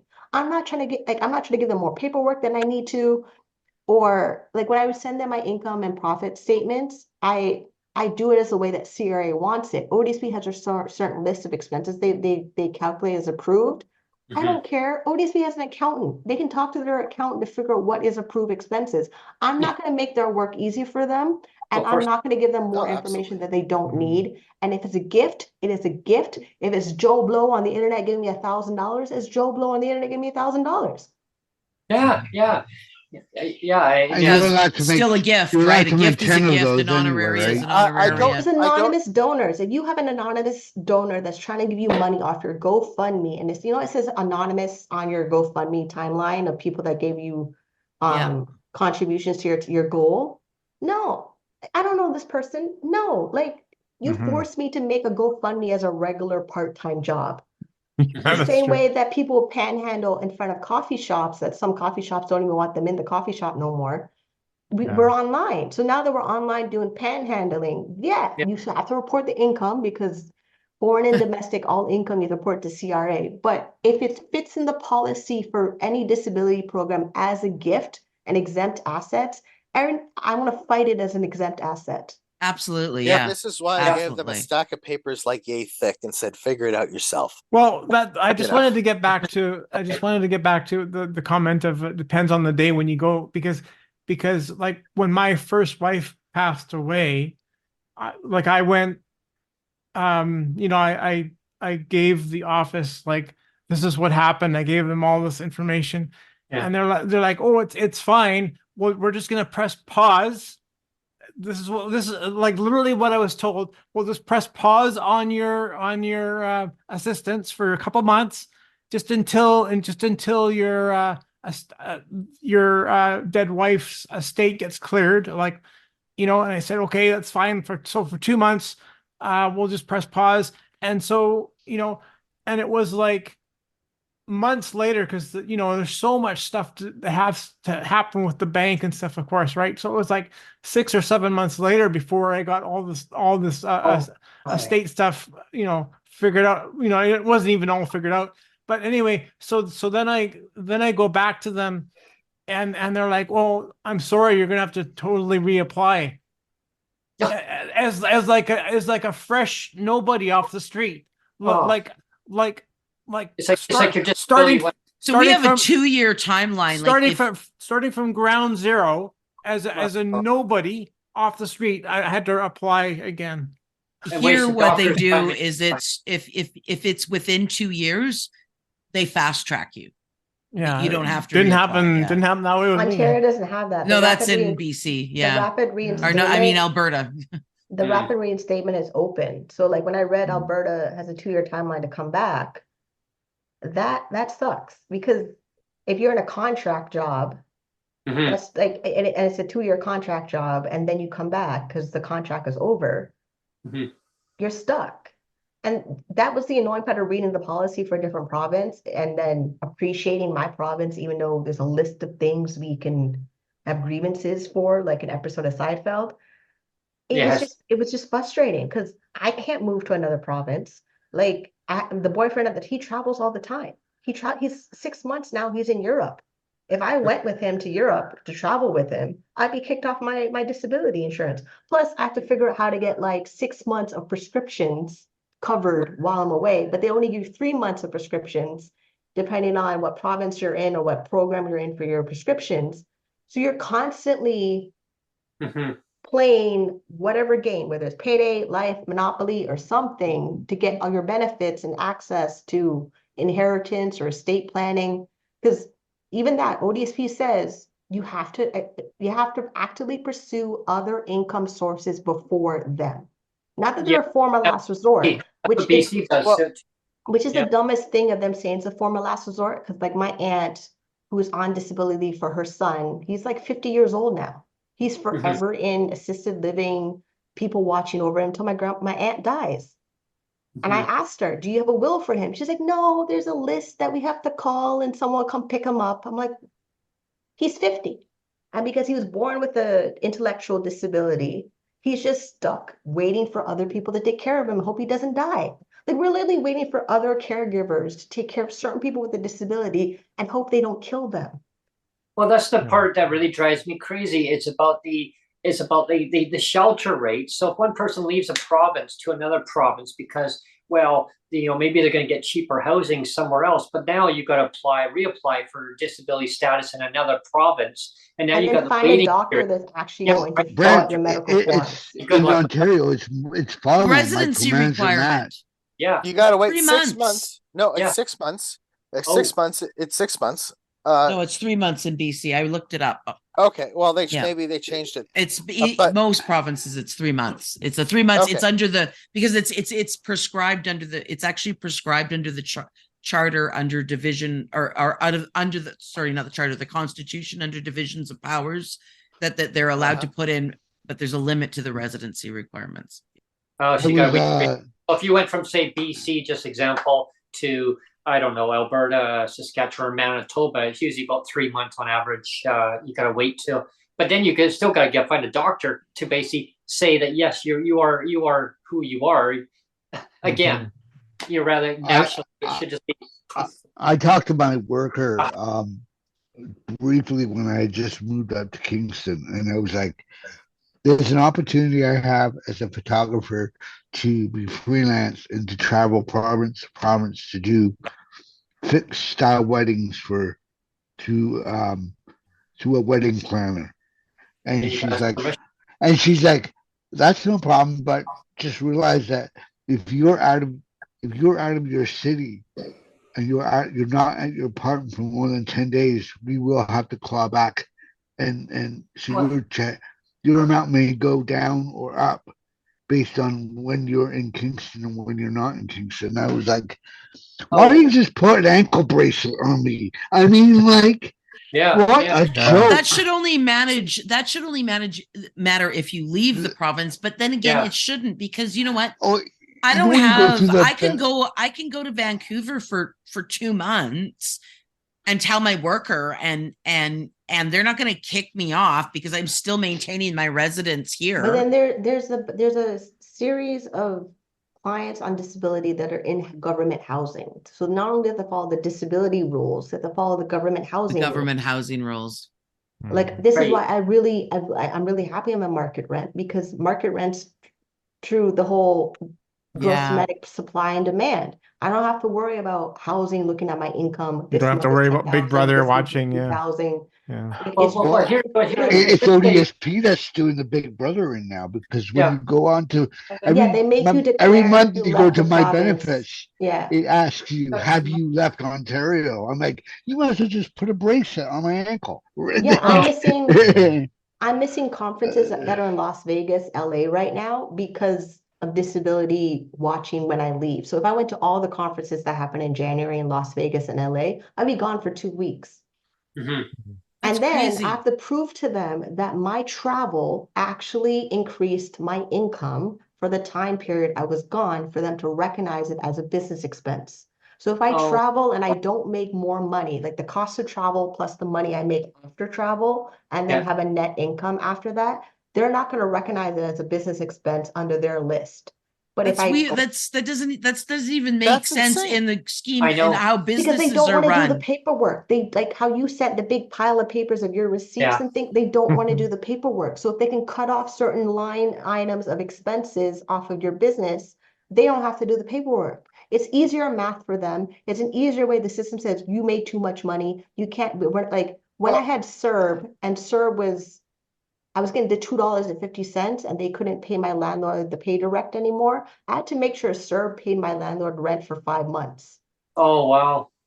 Jeez. And I didn't tell ODSP about CERB till I knew the CRA said I qualified for CERB. So if I told ODSP I got CERB before CRA said I qualified for CERB, I'd be paying back 2 governments. If I didn't do they it can't properly. legally do that. We went up against that here in Alberta. And legally they cannot under federal law, they can't double dip. They can't say, okay, the federal government says you have to pay this back and now we want you to also pay it. They can't do that. And they got caught on it here. They got caught on it, Alberta, and they got but punished. Again, not every province is going to No, but it doesn't matter the province. Rule. The reason is because they got caught on it, and we got the federal government to bust them on it, because the federal government's the one that makes that decision. So literally Ontario was not allowed to do that. Wow. And if they, it's just a matter of Way you to go, gotta, Doug. they're not So, allowed to do that. So, and this is why, when I take a look at all this situation of this conversation that we've had based on the financial problems that they create, and our physical disabilities that make things even worse for us. This is why we come together to really talk about alternatives and ideas of getting rid of the gatekeepers in our lives. Yeah. This is why we talk about UBI and other GLBI and all the rest of this, to go and say, hey, this is a solution through, and not just for us, right? Yeah. It's not just for us. It's for people that are seniors as well. It's for Oh, yeah. people that, for people that become unemployed or whatever. It's like, well, people might say, well, the idea is a horrible idea. The problem we have is all of these people that play God in our lives, who sit here, it's like, oh, well, you've got fired or you quit from your job, you don't qualify for unemployment, even though you've paid into it, thank you very much, or you haven't paid enough into CPP because, well, you were disabled, sorry, you only get $20 a month, or it's like you can't get, they make it so it's like when you fall down, You got a pension, but we're going to claw that back. Yeah. Or Well, we're I was going to say something. I wanted to clarify something quickly, because the reason Alberta originally tried to double dip and tried to make people pay it back, it was the federal government that gave them a spanking and said, that's against the rules. And that's why they had to reverse it later on. But there were people, and I've still had to notify people, because people have come to me and they're trying to make them pay it back, and I've had to go, no, and I've had to show them, because there was policy letters that were sent out that actually stated it, and I've had to show people the policy letters that said that show the reversal. So Dougie did a no, and he got Anyway, we're over time. We have to punch out, folks. all right. Yeah. It's been a great Time to show. go. Yeah, it's been great. And we'll continue on the next segment. We'll continue about the part on to question 6. Yeah, 6, 7, 8, 9, 10, maybe. Okay. On next session. And the buses will still be on strike by then too. thanks, everyone. Yeah. Oh my gosh, what a gong show. All I Hopefully, know is that Kingston's better than Niagara was as far as how frequent the buses run, but it's still not like that's the only thing I really miss about Toronto was the fact that I could jump on a TTC and I could be in a Greek town, or I could be on the Danforth, or I could be in downtown Toronto where Kingston Market is and stuff in like a heartbeat. And that's strictly for a photography aspect of it, as far as getting around. Those neighborhoods are not even there anymore. They're taken over by condos. So I miss Kingston Market the most. the architect you're looking for, they found a way to squeeze in condos in between it. Like it's not, the city is no longer recognizable anymore. And then of course the homeless population that are hiding in public transit for shelter. Like my neighborhood has this one guy that yells all the time in the parking lot. Yeah. And people are yelling back to tell him to be quiet, and he wakes up the dog. It's like, or if I go through the dumpster to go through the subway station, because it's a faster walk over there, there's just homeless people that are just there passed out in between the dumpster bins because they found a way to keep warm. Yeah. So the building that pays market rent and they want their neighborhood, like the space we have, to be clean, we're filtering in with homeless people in that have nowhere to go. They finally open warming centers. There's tents everywhere. Yeah. So I don't know what Doug Ford did, but if you go outside and your park has tents in it, you did something wrong. Because absolutely. That is just an indicator. There's a Captain Obvious statement to finish on too. Yeah. No, it's true. Like we got the problem in Edmonton and what they're doing up in Edmonton with the police. I just watched the most horrific clip of the police chief pushed the native chief out of the way to tell. Well, it was Well, horrific, well, but it was well, about yeah, the tent cities. It was about the tent cities that they've created with their bad policies. Yeah, and then to end the segment too, it's the housing is unaffordable for the average person. I mean, that's a given across the country.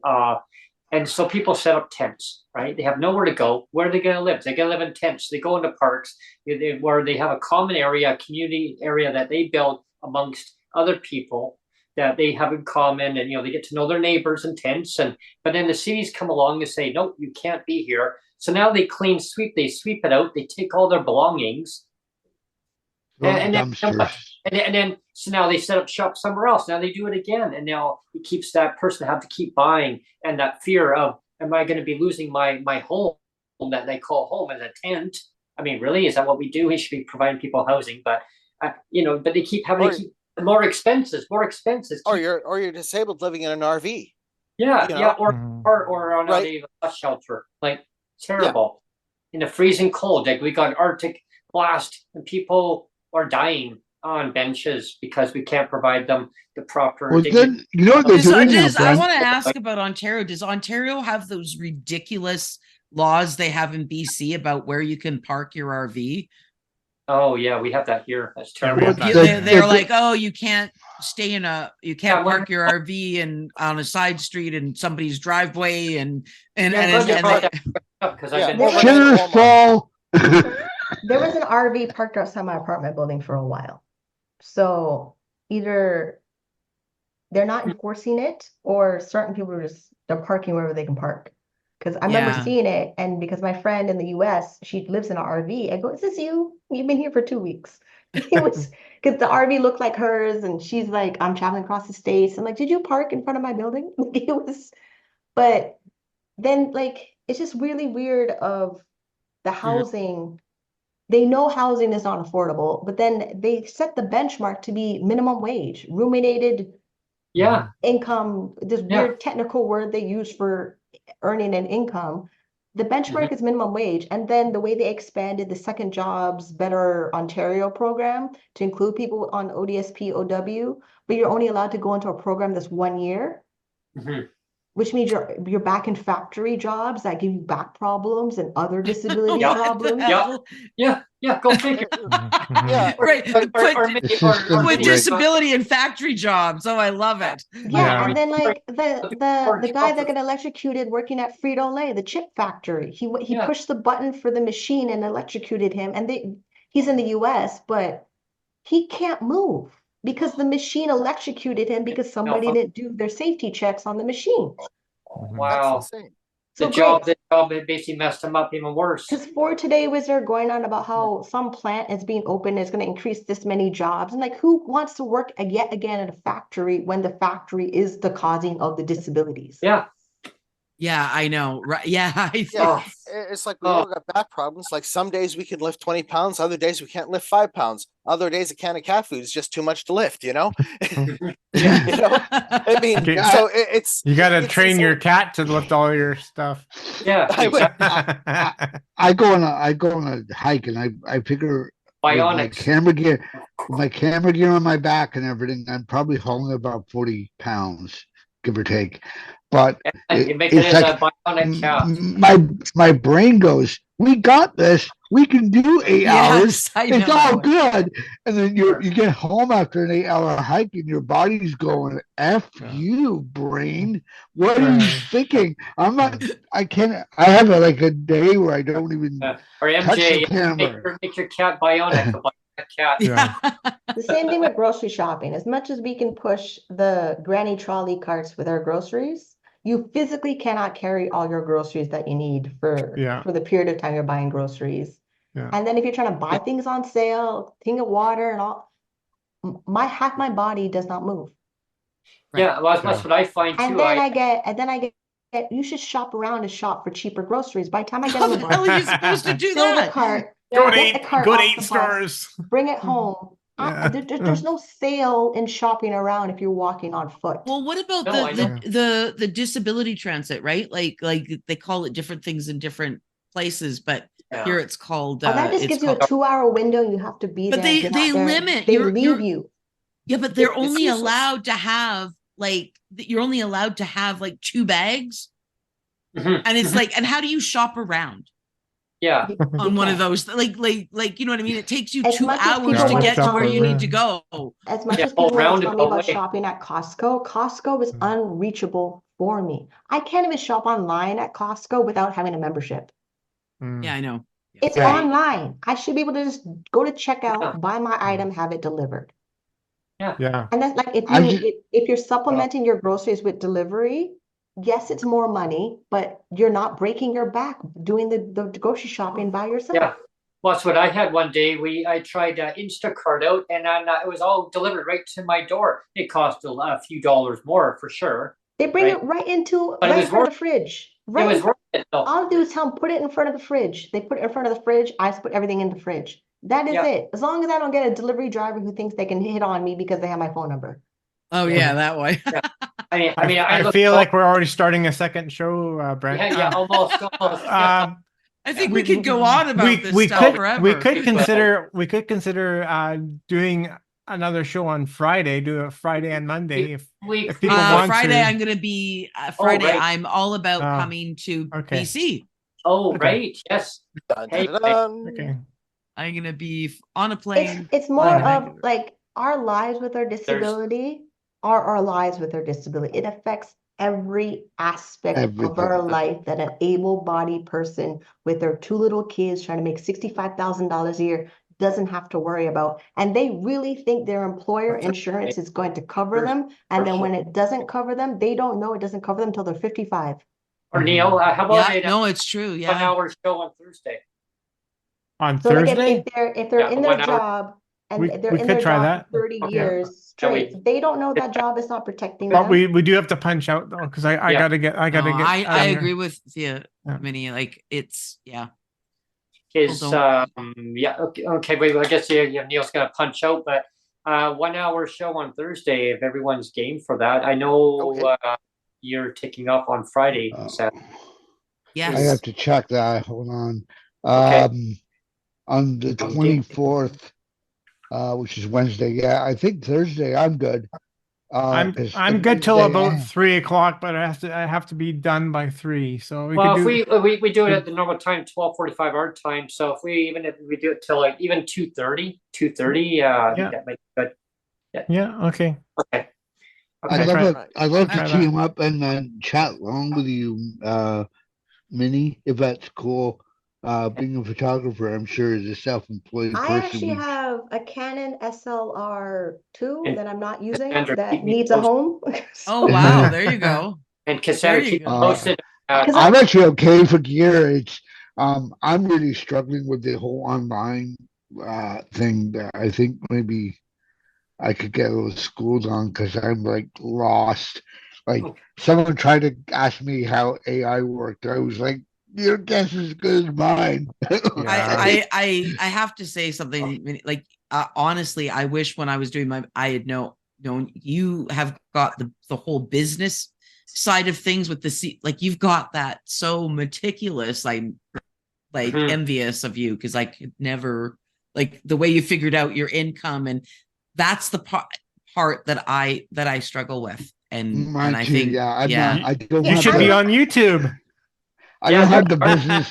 I mean, yeah, I can help you break it down, like because I had to do it from the employment support program ODSP sent me for self-employment, and then they kept sending me section 5.4 self-employment over and over again. That's why I don't like Carlos, because Carlos would just he would send me the policy all the time, and I kept reading the policy over and over again. Then I was like, then CERB came out, then I got approved for the disability tax credit. Yeah. And then my financial planner was like, what do you know about segregated funds, which is one of the main exempt assets in the Ontario Disability Support Program, where that has my RSP, my TFSA, and the first home savings account. And because it's a segregated fund, only a person that's licensed to sell life insurance can offer you the segregated fund. But oh, the interesting. law, and then the law says, because it's insurance, there's Insurance Act law that ODSP is following. So Right. and then that's just what I do. Every financial limitation the policy says is a goal I plan to have. Like I want ODSP to send me a letter that you have excess assets of $140,000. Like I want them to tell me that you have too much money. We cannot have you on the file. See, Fantastic. I'm Yeah, good at and- the policy stuff, like when I'm digging down and reading the policy, but it's the way policy. it's when you're To like break it down for your life. your navigation of finances is what impresses me and Well, like We should already say, do Minnie, it. for people that don't know, we should say that you do have your YouTube channel. It's Mini on Cam. Yeah. People can look up by your channal, But Mini yeah, on Cam on if you YouTube. want me to go over your numbers, just message me on Twitter. Like I can, because it's okay. because we already our basic Well- needs, we're good at covering our basic needs. But then we have to make sure we have savings, and then if we have credit cards, we need a plan of paying them down. And if paying them down is too much, Oh, or I'm not in so happening much. fast enough, I'm in so much financial it's to see a funk. bankruptcy trustee. Because in Canada, seeing a bankruptcy trustee is free for the first appointment. Nobody knows that. You like the way Right. that the government regulated bankruptcy, insurance, and all these things, ODSP can't touch a lot of stuff. We think they have a lot of power, but they don't. They only made their policy just enough for them. And then anything else above that, like how Alberta follows the CRA's income and expense report for businesses, because they Right. didn't want it, they didn't want to make more work for themselves. Alberta's the only one that saw it. Like CRA said, this is what it is for businesses. We're gonna say what CRA says. Oh, because They we're all didn't- about free enterprise out here. Exactly. But Unlike Ontario, BC. not so Yeah. much. So it's just weird because for years, ODSP wouldn't recognize my self-employment income. I would Yeah, send right. it to them and they would send it back to me. I'm like, what is this? And Well, the money- loophole for us is if you so I incorporated even though I wasn't making over a certain amount. And the reason is once I incorporated that all my business expenses were owned by the corporation and not me. And so, that Ontario, the income. Ontario won't even touch it. Ontario doesn't even understand it. So oh, really? it's a I will, weird it's a weird I'll thing. Like, send, you have to know your numbers better than the caseworkers so they can actually talk to a professional that knows the numbers. Oh, That's I'll crazy. send Brent my the link to my Twitter, and okay. then maybe he can pass it on to you, Minnie. Yeah. We'll go for Yeah. Because like being wealthy is possible if you already have a skill that you can sell. Because it's not like you don't need the employer. You can actually open a PayPal, invoice people, collect your payment. So have you thought of going into like being a personal development coach or Yes. Yeah. you'd be really good Yeah, at it? we are. After I go to college for accounting and finance, because as long as I'm a full-time post-secondary education, all of my income and assets are exempt under ODSP. Oh, Me Oh, going to school and then having my business make money and purposely boost up my savings while I'm in school. I found 6 or 7 programs I want to take in college just so that I can be a full-time student taking full-time classes. So ODSP does not touch my money. Well, I mean, I was oh, thinking about interesting. sorry, I was thinking about incorporating my business out of Wyoming, mostly because they don't go and reveal who the people are behind the business. They're changing that in the US. They are. Oh. Yeah, they're Oh, making it public record in the US. They're changing it in the US because of adult entertainment companies. They're freaking out about it. So that's the whole point out I should be in Las Vegas because they're going to be talking about it. But America's a lot of people are making corporations just to hide stuff. Mm. And then they're trying to make it where it's public access that they know what your business does. Well, Mm. at least Oh, in wow, BC, okay. I know in Canada you can do the numbered corporations, but they don't really reveal much in the way of anything other than I think it's just the list of officers, and maybe well, the things that you've had to file with the government. So the provincial corporations, the way I understand it is like, so if you incorporate the corporation is actually a person that's separate from yourself. Yes. And so so if you're a sole proprietor, then like, so if I go into business and I'm on Asian, I'm a sole proprietor, what happens is they can then go, my entire income, regardless of my expenses is considered my personal income instead of being revenue versus, whereas if I do a corporation, it's the corporation's revenue, and then I can pay myself a salary that's separate, or I can pay myself dividends that's separate, and then I control how much I'm paying, and they can't even look at my corporation as income because it's a separate entity. It's a person of its as of itself under the law. Is that? And then that only makes sense when the corporation is making enough revenue to do it, to be its own entity for itself. So if you're like how Wood Green is offering self-employment workshops, but they only doing it for people that are self-employed that are making less than $50,000 a year that are not a corporation. So like it's weird how Alberta wants to do that when financially it doesn't make any sense for you personally. This is It's not that they want to do, it's just that's the way the laws were set up, and so it's a loophole that I was able but again, to. even though it's a loophole, it's not a loophole that makes sense for you personally. It's extra paperwork, it's an extra tax return, it's extra documents, it's extra bank accounts, it's extra. I agree. Yeah. On you. Yeah. I agree. Yeah.